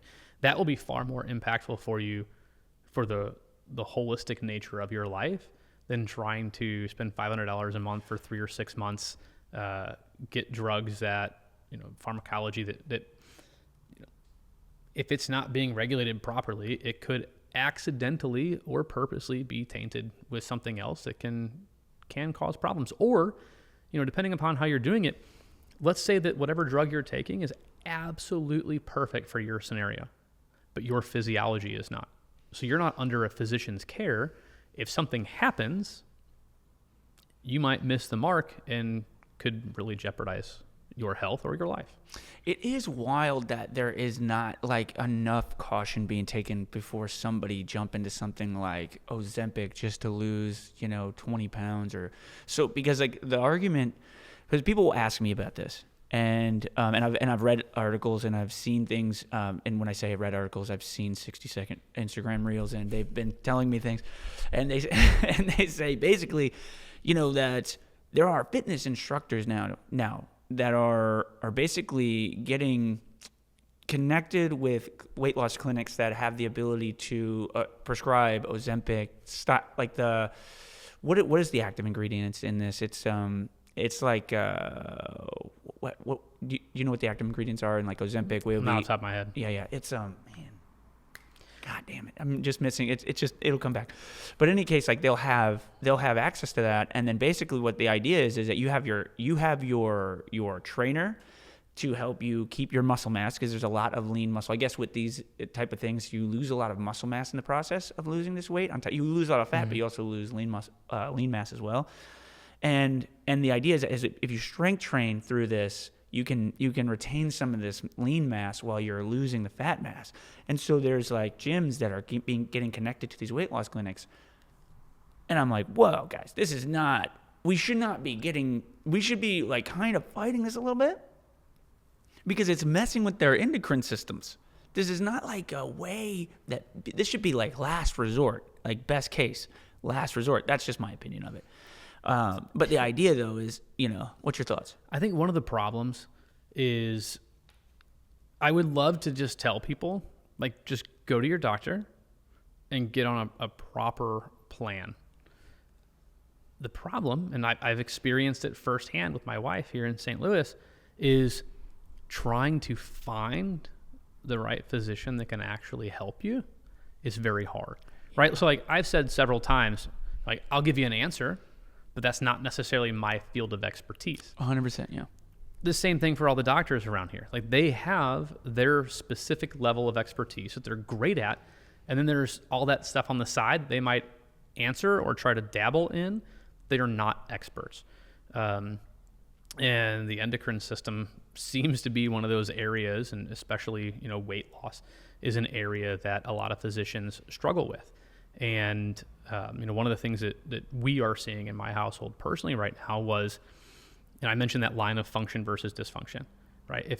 If your blood work comes in just over the top, so you're functional, meaning we're not going to give you this disease classification, well, now we can't help you just because of your blood markers, even though every other symptom that's ever been listed for that disease state is present in you. I'm like, well, sorry, we can't help you. So I understand. So if you're listening to this and you're one of those ones that's struggling, I'm talking to you right now, find the right doctor. Like it's okay to fire your doctor and go find a new one. And, just like with dating, right? Like chances are you didn't just marry the very first person that said hi to you. You worked through that system and found the things that you like or that works well for you. Do that with your physician. There are some that are not in St. Louis that are, very good. Like, and again, this is a general speaking standpoint because I can't possibly know that every single thing that's come out of one of these physicians' mouth is 100% perfect. Sometimes where you also have to appreciate is that just because somebody said something wrong doesn't mean that they purposely said something wrong. That might be information that was correct, and now science has changed and we've learned more, and they just need to make sure that they update their practice and their recommendations. But like from an Instagram standpoint, one of the obesity doctors that I would generally trust is Spencer Nadolski. And there's Danielle something or another. I think her last name starts with a B. But like they are out there just really trying to help people and understand the science, because that is their only focus professionally. It's just obesity medicine. Yeah, that's, and we kind of talked about this before too, is that like it's find the right doctor, also find the right coach. When it comes to like training, it's like make sure that your coach, I actually think you're like I don't know, you're a manager at the Costco or something, like you don't have to go and become a freaking exercise specialist, of any kind. You need to go find the right coach who is an exercise that gets really amped up about learning real things, and you should invest in that. The app is free, so like it's free. That means anything can get thrown at you. The app that you're using to get your information, all the way down to the podcast that you don't pay for on a monthly basis, it's free. The way that they win is getting your attention. Mm-hmm. That's how they make their money. And usually you don't want to learn about things that are useful. Like information that is, look, like nonfiction books. I think that's like 10% of the market. Like out of the 1 to 10 people who buy a book, buy something that's supposed to be knowledgeable, they don't make it. I think it's something like less than 12% of that 10% that buy it make it past the first chapter. I think something like most of them like don't even open it. They just buy it. And so what I'm saying is that people don't like to learn particularly. So if you're listening to something that's like knowledgeable, that has like something raw and something real to learn, like real information, let's say the truth, or the closest we can get to it, like what is truth? But the closest we can get to it, you should ask yourself, like, why do I feel that this is true? Like, is it true because I like to listen to this every Monday? What's the reason I listen to this every Monday? Do I pay to listen to this every Monday? Where is this information coming from? Pay somebody for your information, like somebody who you've done research in that has a lot of, like, let's say accolades or has a lot of background in their research that gets stoked on it, not not Kyle, who's 13 and has 1 million followers. He probably doesn't know too much. No. Sorry, Kyle. Good, like, you're useful in selling Prime or whatever you do, but like, you have to find and pay for good coaching. Like, I don't know a lot about business per se. I know about training human beings. Personal training, like, I've been doing it for 11 years. That is what I love to do. I love to sit down and talk with people like you, where we get into like what is real, what's not, like why are people confused? I'm going to ask you about some misconceptions here and see what your thoughts are on that. A lot of this is like, how can we get real, truthful information in a way that's entertaining nowadays, especially when most of this stuff that you're listening to is free. You have to, it's different. Like, what I'm trying to say is, you have to be very mindful. Think big, live better means you have to think bigger, better, wider, expand the mind so that you can live better. That is the hard part, right? Like, we have a society, and not just ours in America, but we have a society that is like, okay, I have a problem. I want this problem to be fixed by tomorrow. So whenever they see something that is very provocative, very suggestive of, well, this is going to help me get to my result faster or easier, it's less work, then that really draws people in. Really it's propaganda. And I know a little bit deeper about some of that because part of my military time was psychological operations, but there's plenty of war posters back in the day from how well the Russians or how well the Germans did propaganda, but that's all some of that is. It's just propaganda to get you to, like, the Bang. Like, who are most of the Instagram people marketing Bang? Young, very attractive, very minimally clothed females. Most of them, I can't say all of them because I don't know them, but most of them probably have absolutely zero knowledge. Like, no intelligence whatsoever when it comes to fitness, health, the product that they're selling. They just know that they can dance around in bikinis in a tropical destination and maybe get some of those trips paid for, get some cash in their pocket, and that's all it is to them. But somebody else who's struggling sees that, and they're like, that's going to save my life? That's going to make my life better? It draws them in. And I don't ever want to guilt those people. Like, it's a natural response for that. But I mentioned it earlier, like, the number one thing that you can do for your health is just go on a walk. Yeah. And Indiana Jones, he kept looking for the fountain of youth. That kettlebell has it. That dumbbell has it. Like, resistance training is the fountain of youth. Like, and there's a College Humor skit. It's set to like a National Geographic tone, but it's following different people in a commercial fitness center. So, like, obviously maybe let's say a 20,000 square foot space, and like the free weight area is the watering hole. And when this, young woman walks over there, and, then there's the predators, which are the guys, they're like, oh my God, there's a woman over here. I'm on the prowl. I'm going to attack. And so if somebody who is uncomfortable lifting weights because they have zero knowledge base ever, and we're going to pick on women just because America hasn't always treated them well when it comes to a physical culture standpoint. Like, you said you played football in high school, right? You're one of the only teams that got to lift in the high school weight room, probably. Straight up. Women's soccer was not in there. St. Louis got in trouble. It wasn't St. Louis's fault. It was the NCAA's fault. But when they brought the female version of March Madness into St. Louis, like, the men had a phenomenal D1 looking training facility, and the women had like the little pink and purple dumbbells that you see at a hotel gym. Oh, like, man. It was a shit facility, and that was a perfect picture of how the lack of indoctrination into strength culture most women can be. There's still, you said you talk about myths. Like, how many women out there still believe that if they lift weights, they're going to look like a man, they're going to get bulky? Dude, that's literally one of them. in order for you as a female to put on 5 pounds of muscle mass in a year, that's got to be your life, basically. Like, it's not going to happen. Now, are there some women who happen to have more testosterone than other women, and they put on mass a lot faster than others? Yes, absolutely. But that's not the norm. But these are all of those things that are propagated out there, and maybe not even propagated far and wide, but are in their mind. And so somebody comes in, 30 years old, 35 years old, 40 years old, they've got a family, they've got a job that they're always busy in, and they haven't been in the weight room is either ever or in a long time, and it can be a scary process for somebody. So, like, to me, like I said, resistance training is the fountain of youth. I'm going to paraphrase and like take some liberties here, but you said you like running ultra marathons. Normally, runners don't lift, generally speaking, like on average. So if I had a client come in and say, I hate doing this, but this is the right answer, well, I can shove it down their throat all I want. They're not going to do it.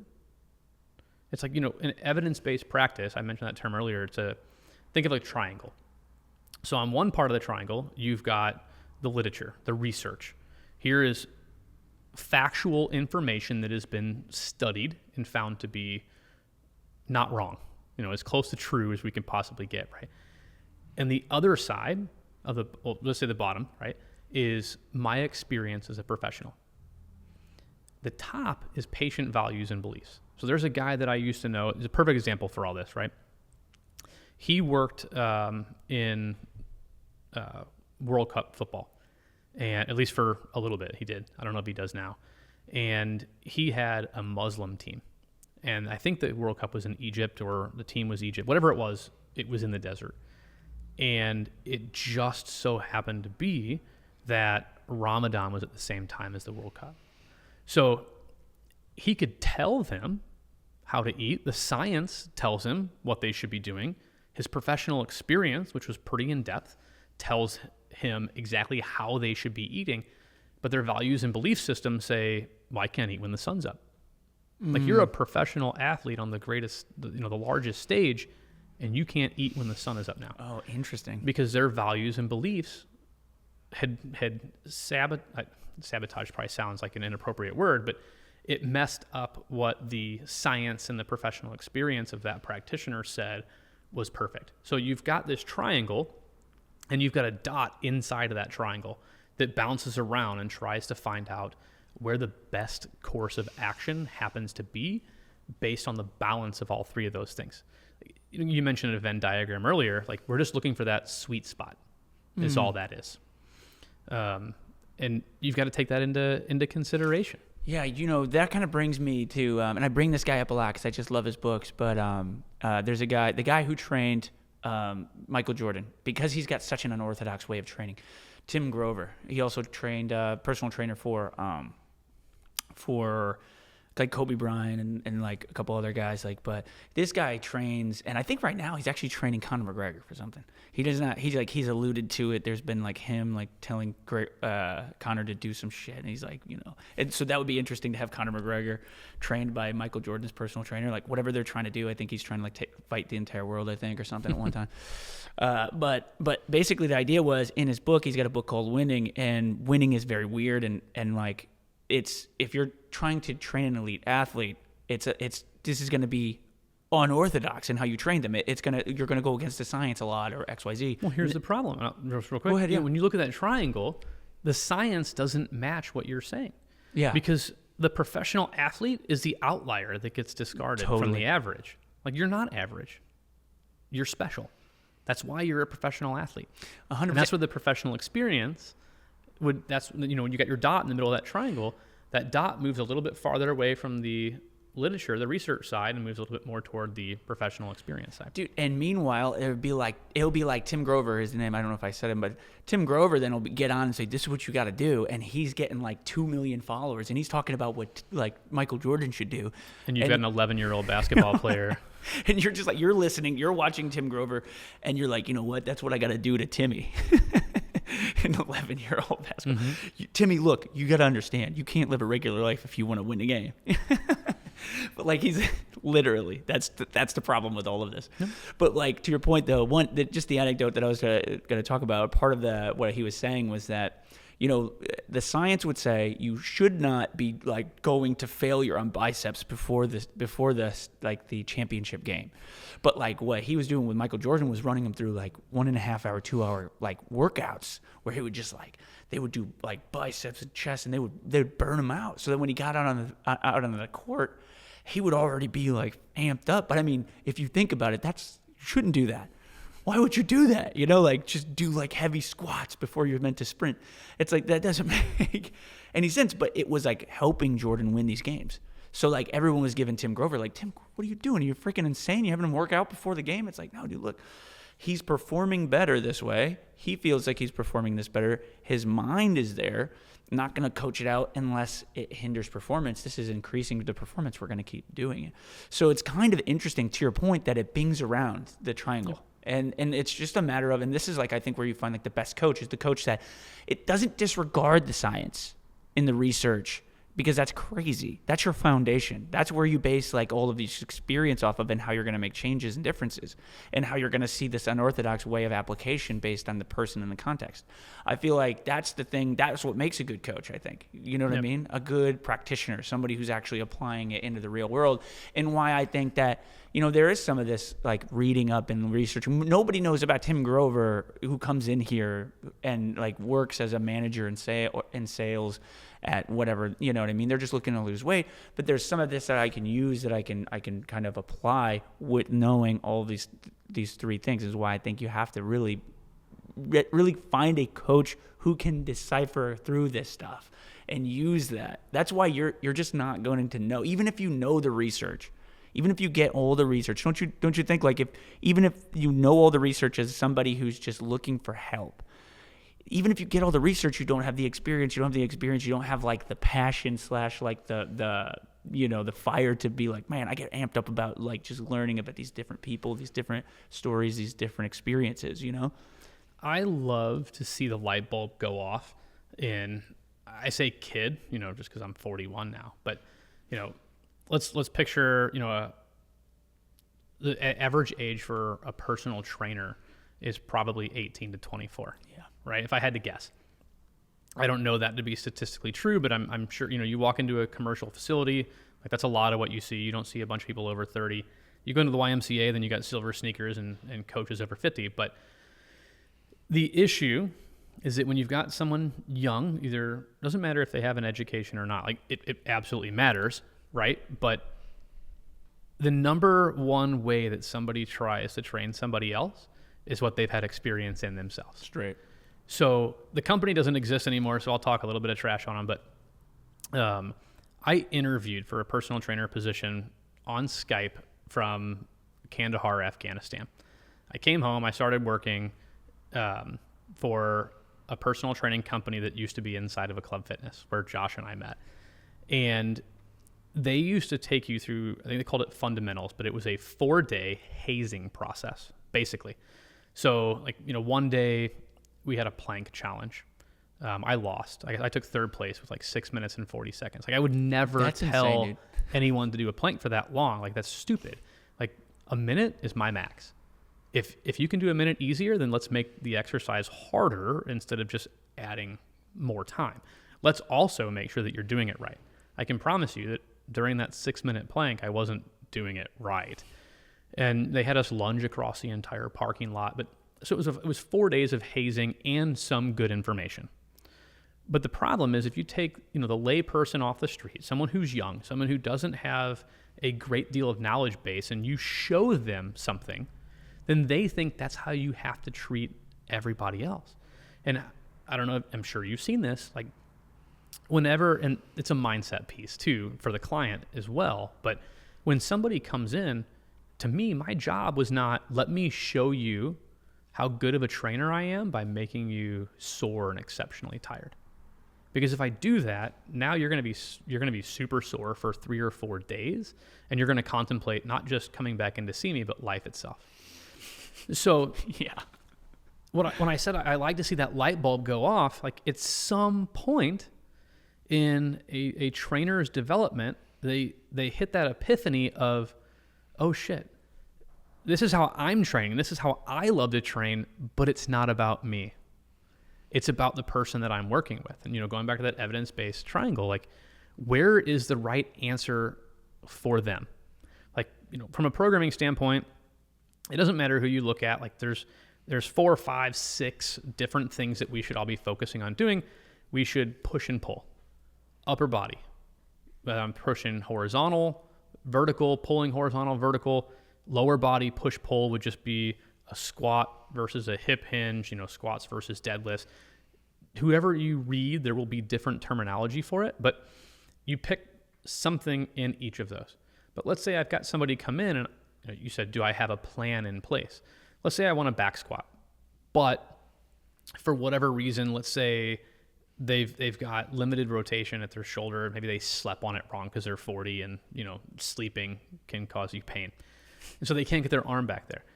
It doesn't mean that everything is ruined for the entire day because I can't do that. I can just make a modification and pick something else, and we work through that process. Whereas somebody who's younger and very hardcore is like,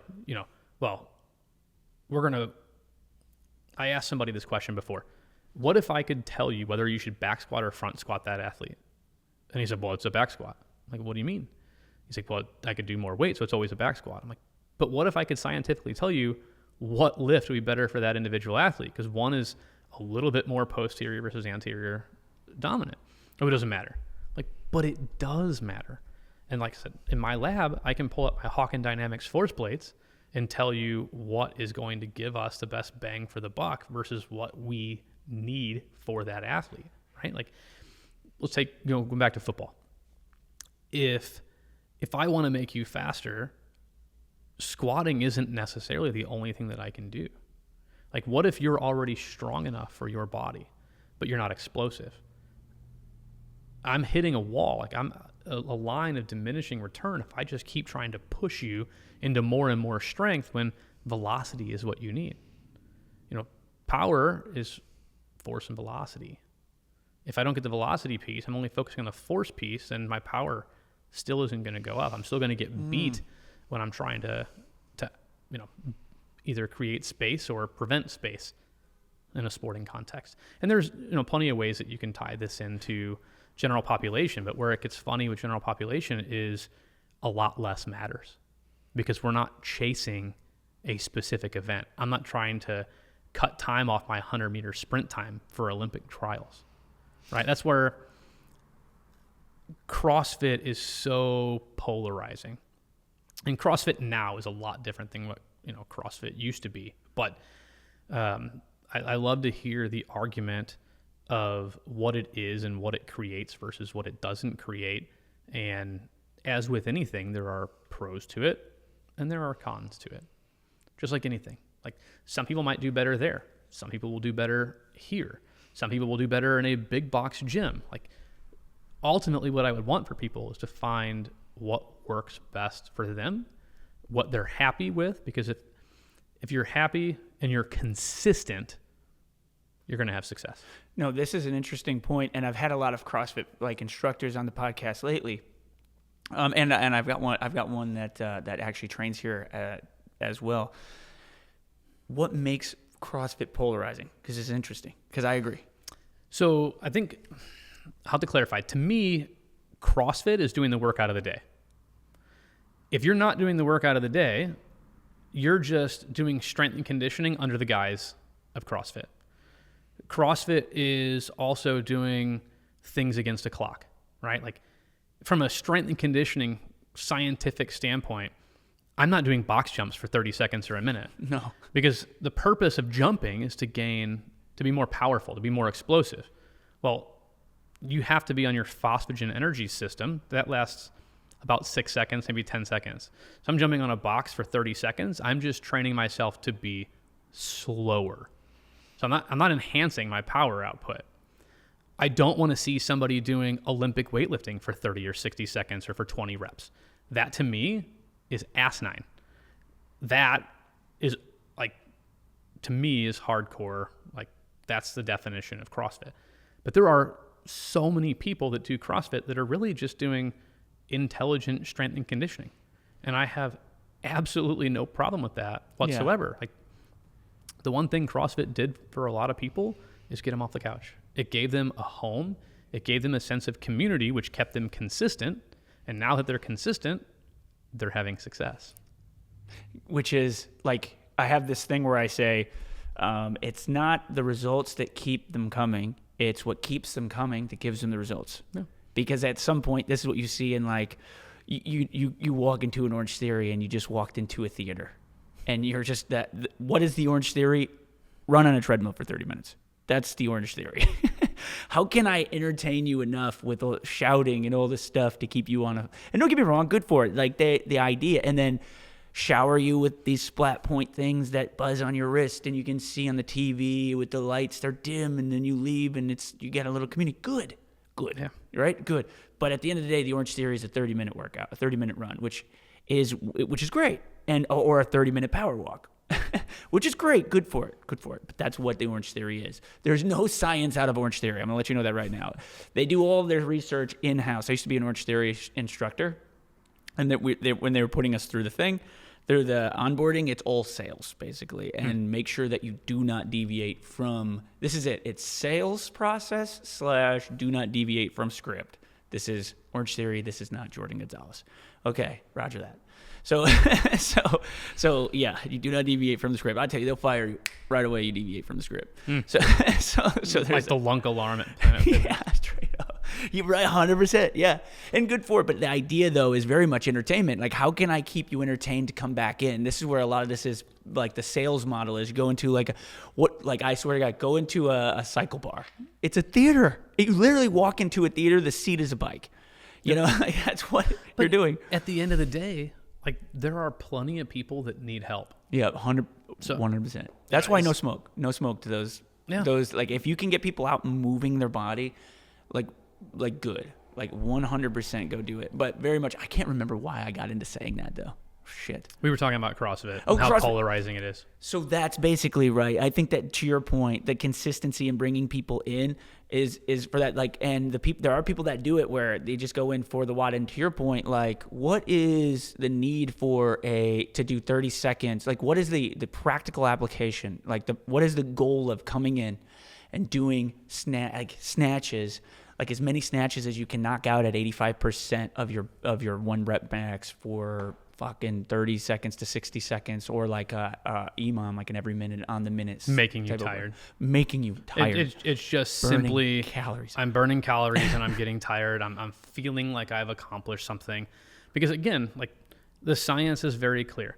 If we are going to improve, we have to have some form of overload.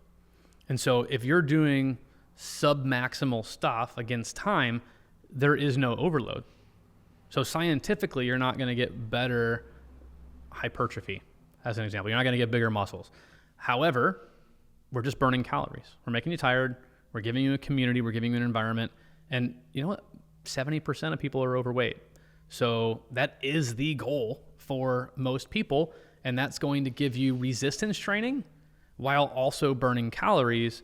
So you prevent, or you mitigate the risk of losing as much lean mass while burning fat mass. And, you know, I've got a buddy that I just saw in Boston. I live with him in Afghanistan. Absolutely love the guy. Lives in a different country, so I only get to see him, you know, once a year, every other year, every third year, depending on how life goes for us. But when we were in Afghanistan, the Army makes you run, used to, the old fitness test was 2 minutes of push-ups, 2 minutes of sit-ups, and a 2-mile run. I hate running. I'm 5'7.5". My frame is not built for running. I've never been very fast. I was the second to last kid in 8th grade and 9th grade track running the mile, just because I wasn't fast, so I had to run the mile because everybody makes the track team. My freshman year, I weighed 92 pounds. Like, I wrestled 90 my freshman year of high school. So I was very small. My size did not dictate any form of speed or endurance. So we get to Afghanistan, and, you know, we were almost doing a CrossFit-esque style of workout. So I had started taking some classes online from American Military University, because they were one of the first, like, exercise science online programs, and they marketed obviously really well to the military, and my tuition assistance covered it. So I started taking some classes, but I really didn't know anything yet. I'd just taken one exercise physiology class, And, when I was in Afghanistan, right before that time, the really big thing was the movie 300. And I think the guy's name was Andrew. I can't remember the last name, but he wrote a book and he trained. He was the guy that trained the actors. And so they had this Spartan Warrior workout. And we bought the book and we went through it. And it's really a kind of a CrossFit type of mentality type of thing. But if you really dive down into it, it's just circuit training with free weights is really all it was. And so again, the Army made me run for 2 miles. Well, my buddy loved running. So if I was going to make him lift 4 days per week, then it was only fair that I ran maybe once per week. And I was, back then, in order to get 100%, if you were young, 13 minutes flat for 2 miles. I think I had like 13:18.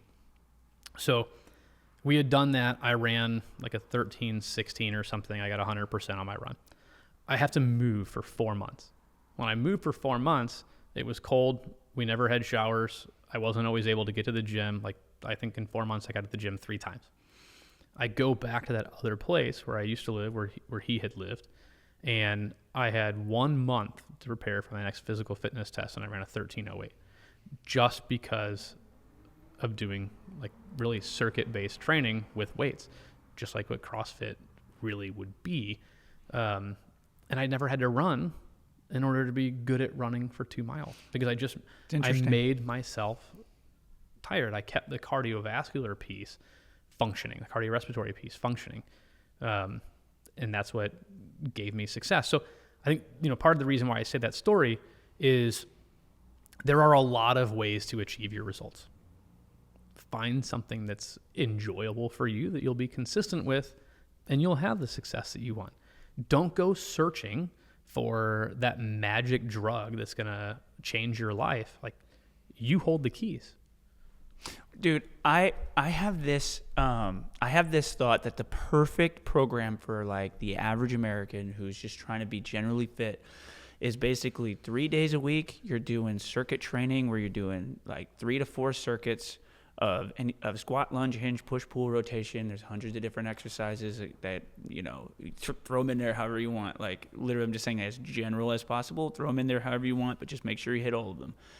For about 3 to 4 circuits, no more than 3 exercises per circuit with a hit interval of or high intensity to low intensity interval of 30 seconds, high intensity to 30 seconds, low intensity, with roughly 60 to 120 seconds in between each round, and then roughly about 100 to, let's just say 1 to 3 minutes in between each circuit. Do that for 45 minutes to 60 minutes, 3 days a week, and then get something that's like low intensity, steady state, or a brisk walk to a jog at like intensity, and do even a walk would be better. Even a jog, walk, right? Keep your heart rate below 115, 120. 100%, and do that for roughly 30 minutes every day that you're not doing a circuit workout. That's the split. What is your thoughts on that? Where do I get that wrong? And the exercises, so the exercises to keep in mind, you're at least doing out of that circuit, about 3 to 4 exercises per circuit. You're doing some kind of resistance training, something that's more conventional, and you're also doing something that is more functional, less conventional, less, let's say, controlled. So you're working like lateral movements, balance, and coordination. Where am I wrong? Where do you agree? Where do you disagree? I think for general population, that's perfectly fine, but it depends on where the person is starting out. Right. Because some people can't take that level of intensity up front. We got to follow the principles. So, if you're trying to obtain a certain result, you need specificity. So that's where, we had a wrestling team that used to do CrossFit because the coach's son owned a box. Again, I don't have anything wrong with CrossFit for the right space, but for a wrestling team, it's not the right thing because by definition, CrossFit is constantly varied. Well, by scientific principle, if you want to be good at something, you have to do it, and have to do it often enough to create a response. So again, first and foremost, what are we trying to achieve? What level is the individual coming in at? Again, I love resistance training. I think everybody needs to do it. If you take minimal rest in between your sets and you do it in a circuit style of format, so you've got, 2, 3, 4 exercises in a row, and you got minimal rest between each exercise, and then you have a bulk of rest, and then you repeat, then that keeps your heart rate up. You're going to be burning more calories. It gives you a fitness type of response. That's a good way to do it. Like, a lot of people don't like to go out and run. So, like my story, like, you don't have to run to get the desired physiological response. Yeah, 100%. And that's sort of my thing too. I have a thing called, so I kind of break it into two things. There's an exercise program and there's a training program. Mm-hmm. Exercise program, general fitness, you're working all the movements, kind of like the thing I said before. Training program is specificity. If you come in and you say, I really want to like X, Y, or Z, then we've got to do a lot of X, Y, or Z. Yep. And if you come in here and you're like, I just want to generally be fit. Actually, I just had a client the other day that came in, and they don't have any specific goals. They just know that fitness is super important, strength is super important. So it's like, let's try to get real specific. Let's pull out some things. Where might be your interest? What might make you more motivated? The goal almost is what can we find that is actually interesting to you and motivating to you, so that you can come in here and like jazzed up. Because to your point and earlier is that your attitude matters so much towards what you're doing. If you come in here with a bad attitude, you're not going to get much out of this. I can run you through a workout, and you can leave and just be like and just complain the whole time, and that's fine. And that will probably be good to some degree for your health. But if you come in here with a better attitude, you just get so much more bang for your buck. To your point, you're going to push yourself so much more, and you're going to enjoy it. Actually, music has a lot to do. When I was in my undergrad, I did this like independent research study where I took these bunch of people, and basically we ran them through, and the whole idea was like, it was basically the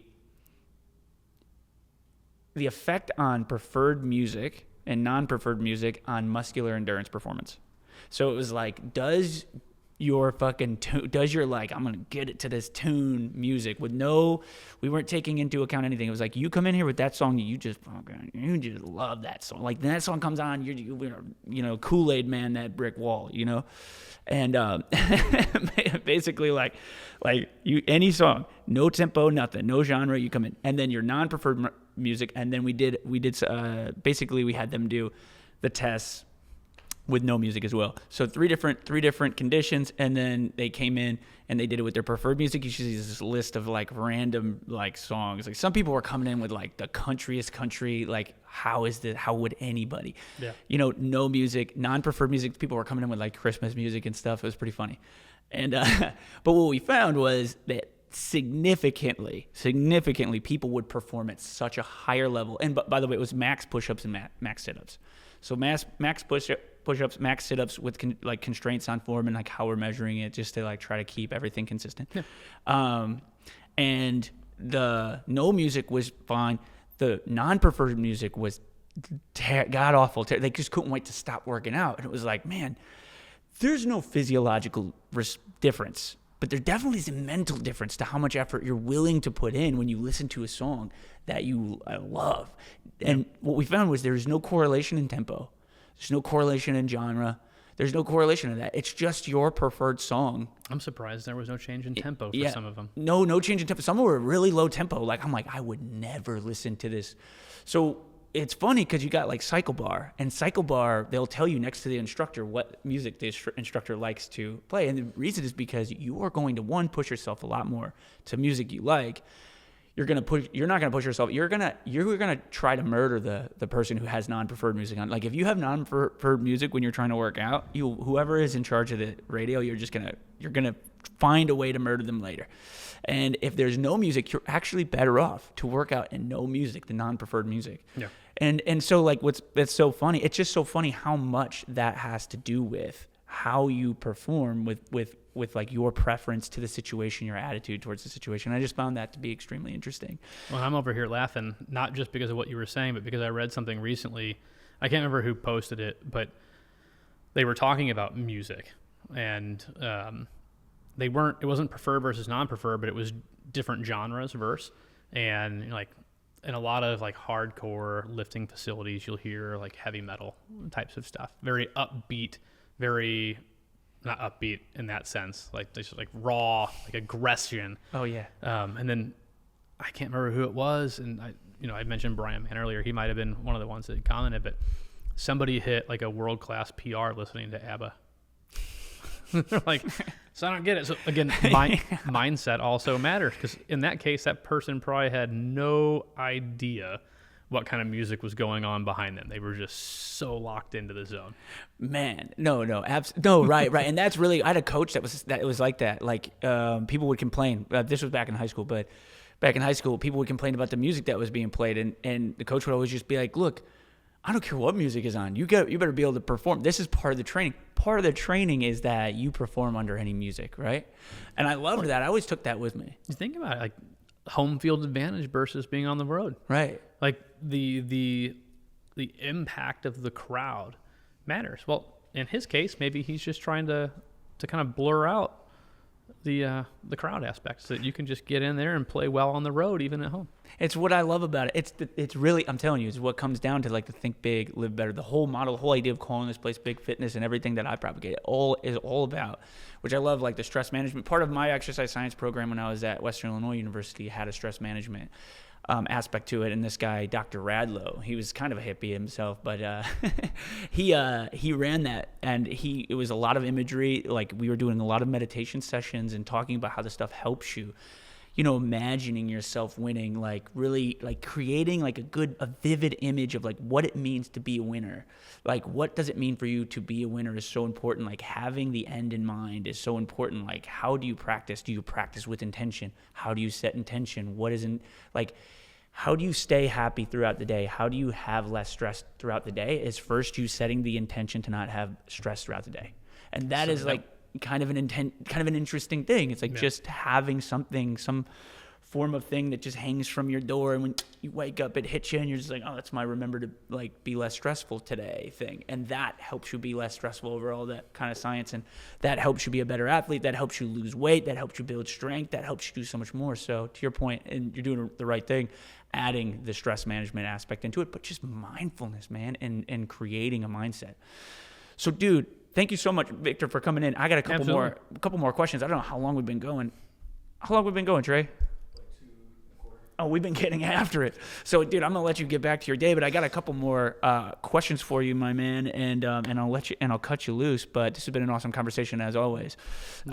So, dude, what do you think? Like, in your mind, where do you think there's not enough research in the area of fitness and strength and conditioning? Like, where would you like to see there being more research, and where do you think we need it? You know, I think all the questions that we have probably have an answer out there already. So what's needed is just going to be maybe rehashing some of the studies that have already been done before to kind of bring them to light, and kind of hit some of the things that we've been talking about. You know, I had given a book that I had from Human Kinetics to our music therapy program at Maryville, because music does matter. There's a lot of different ways that we can conduct research to find out what happens to fit for one person over another. But, you know, when we look at that evidence-based triangle again, like, the research needs to be specific to the population to have the greatest impact. So we as practitioners need to, like I mentioned, that light bulb going off in their minds. You need to get out there and experience as much as possible. So let's say you're an undergraduate student at a school that's not mine, and all you're doing is just learning. Go intern somewhere or get a job. Like, when we first started, one of our concentrations was personal training, and I was very torn on whether I wanted it to be called that or not. You know, on one hand, personal training, sadly, has a very, very low barrier to entry. You just have to be 18 and pass a certification. That's it. But on the other hand, I kind of liked having it because I want to increase the legitimacy of the profession. You know, there's going to be tons of arguments in there, you know, about gatekeeping, who can get in versus who can't. There's plenty of people who are coaches that might have been an accountant in the past or something, and now they're just doing really great. Or I've seen people throw shade at somebody who's an overweight personal trainer without understanding the context, right? Like, maybe that person was 100 pounds overweight and now they're 40 pounds overweight. So they've already experienced a great deal of success. So for people that are really overweight, obese, that might be a better trainer for them than some 20-year-old stud, right? Because they can relate, they can empathize or sympathize to them at a lot better level. So if you're going through school, just get out there and get experience. I think as a profession, personal training is the greatest job that you can have in college. I don't care if you're going to go on to be a physical therapist. Go personal train so you can learn how to teach other people to move and learn the behavioral change and compliance aspect. Because if you go to physical therapy, you spend maybe 30 minutes tops once or twice a week with somebody. That's not enough stress to improve. You have to be doing the stuff that they give you, your homework. And if you're not doing your homework, you're not complying, then you're not going to get any better. So being a personal trainer will even help out in that regard. It's a people profession. Every aspect of exercise science, even if you just go into sales, everything is a people profession. So get out there. And so the research that needs to be done is your own research of taking the knowledge that you're learning and applying it in real world settings to see what does and what does not work for you. Dude, to your point on that, because this is like the thing that always comes up, like I definitely agree. Become a personal trainer and just help people, general population too, because it's going to be difficult for you to learn how to help somebody set goals. Like right at first, it's like, how do I help you set a goal and not give you a goal? Mm-hmm. That's a difficult thing I found in training my trainers on how to help somebody set a goal. Like set a SMART goal. What does that mean? Like, well, we need to have like a specific time, a specific place. We need to have like all this stuff, right? But we need to like create that we need to help the person create that for them. Sometimes they come in, they don't have a goal. It's not just a communication piece though, with each individual person and all these different personalities. It's also different body types. So when it comes to form, when you're running somebody through a workout and you're watching them, like a lot of trainers will feel bad when they can't get a client into the perfect form and they feel like they're doing it wrong, allowing them to run through the movement while the form doesn't look perfect, let's say. And like you're a bad trainer for doing that. Disagree. Also, what is perfect form? When you have like different lengths of shoulder girdles or whatever, you have different length of humerus or ulna and radius and different length of like hip to shoulder and femurs, and there's different lengths. Some people, they're mostly torso. It's like, dude, where's the legs at? I don't even see them. And sometimes it's like, where are the legs at? Like I just see like the shirt, because it's like, you're like 2 foot taller than somebody, but you sit down and they're taller than you. And you're like, what is this? I don't even know what this means.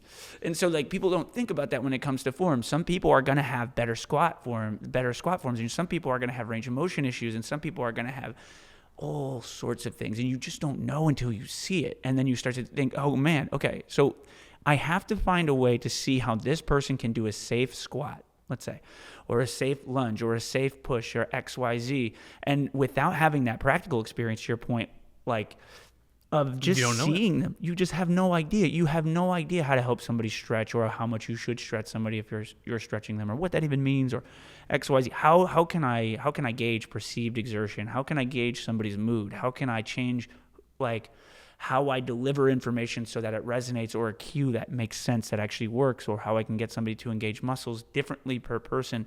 All of those things are extremely important as a trainer, as a personal trainer, and like a lot of that you can't get out of a book, but you need a foundation from the book. Absolutely. And so it's not one's better than the other, because a lot of times it'll be like, all I need is my experience, and then like demonize the book. Not good enough. Not good enough.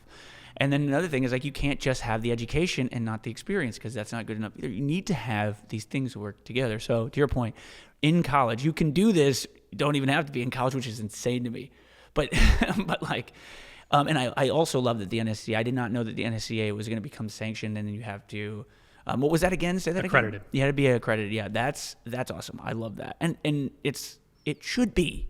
It should be, I think. And that'll be for the CSCS. It won't be for the others. Okay, got you. For the CSCS. And it should be. And that's a good test. I always say you should get your CSCS. I have my CSCS. I think people should get that. That's a great programming. So, what's interesting, and Catherine Russell is the education manager for the NSCA, who I work with a lot, and we got our doctorates together. She would tell you that if you're going to train general population, then your CSCS is not really something that you need to go for. a lot of people get it because you have to have a degree, so it sits up on a pedestal ahead of everything else. But training athletes and training general population is not the same thing. And so if you're never going to train athletes, not that they're like I told the experience with the student at practicum, like use that experience and see how it relates to something else. But it's not necessarily mandatory to sit for the CSCS if you're never going to work in that environment. What would be equivalent to the CSCS in the Gen Pop, like Gen Pop fitness?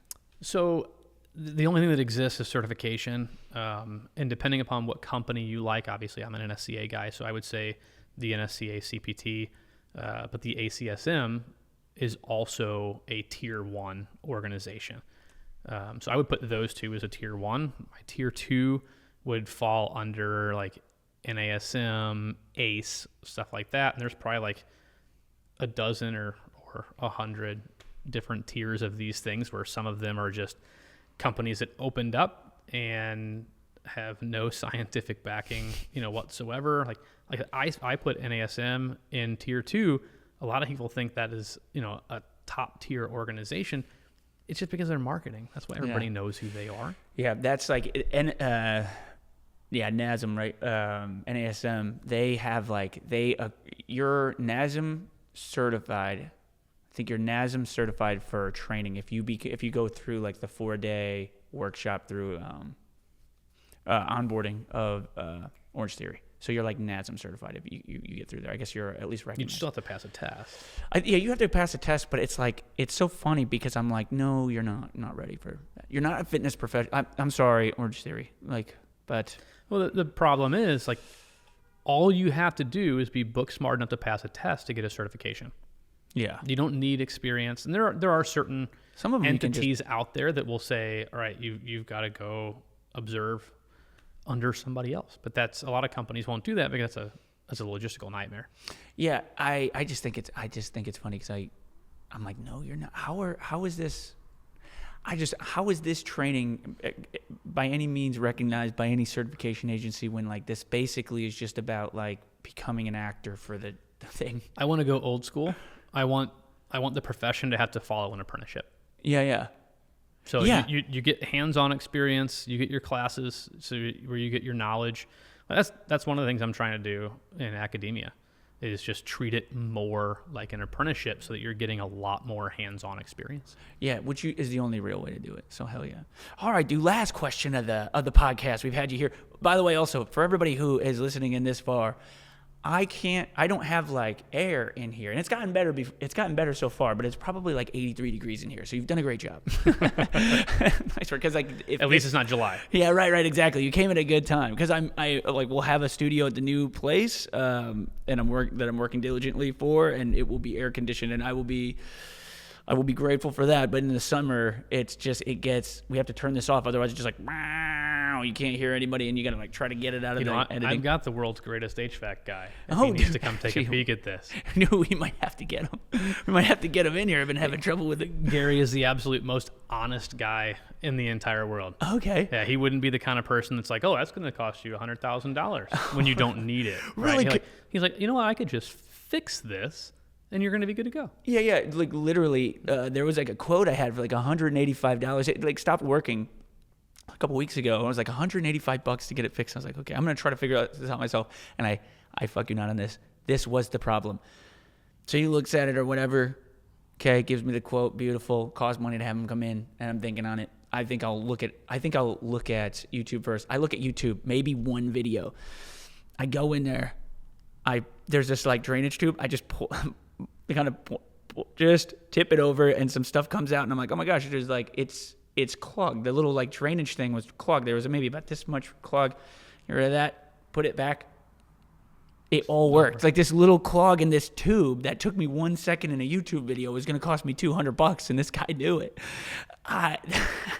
Yeah, that's not Gary. That's crazy. So yeah, I might have to get your information from Gary. But last question of the podcast, and I ask this to everybody. So we live in crazy times right now. And we don't know what's true, what's not true. We don't know how to get to people. It's hard to get to people. We all have a message, though. We all have a message. We all have something that drives us, something that pushes us through, gets us out of bed, has us write books and create textbooks and handbooks and papers so that people can learn, and we want to pass on and serve the people around us. If you had the attention of every person on the planet right now, like right now they tuned in, they were like, what does Vic have to say? What would be your message to them? Go. Move more, be better. Not a lot of context to that, but we heal through movement. We grow through movement. What that movement is can be up to you. It could be something as simple as a walk. It can be going out and doing resistance exercise. The be better piece, all it takes is a little bit of look on the internet to see how absolutely terrible people are to one another. Like, stop stressing out over shit that doesn't matter to you.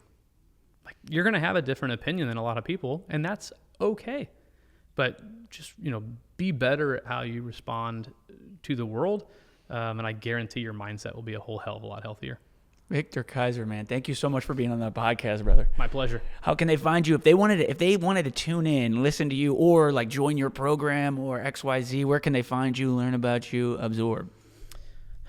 I don't put a lot of social media content out there, but more of really all I talk about is ice hockey these days. But I've got an Instagram. I've got an email. It's just my first name, last name at Gmail, VictorKizer at Gmail, or I guess maybe even anything at Maryville, vkizer, Kizer at maryville.edu is probably a really good start. All right, awesome. And I will put that all in the description if you guys want to learn more about Vic. And, dude, thank you so much for coming on the podcast, dude. As always, that was interesting. Absolutely. Awesome, dude. Beautiful. All right, and everybody who just listened all the way through, thank you for joining in, listening. And always remember, think big, live better. We'll see you on the next one. Peace.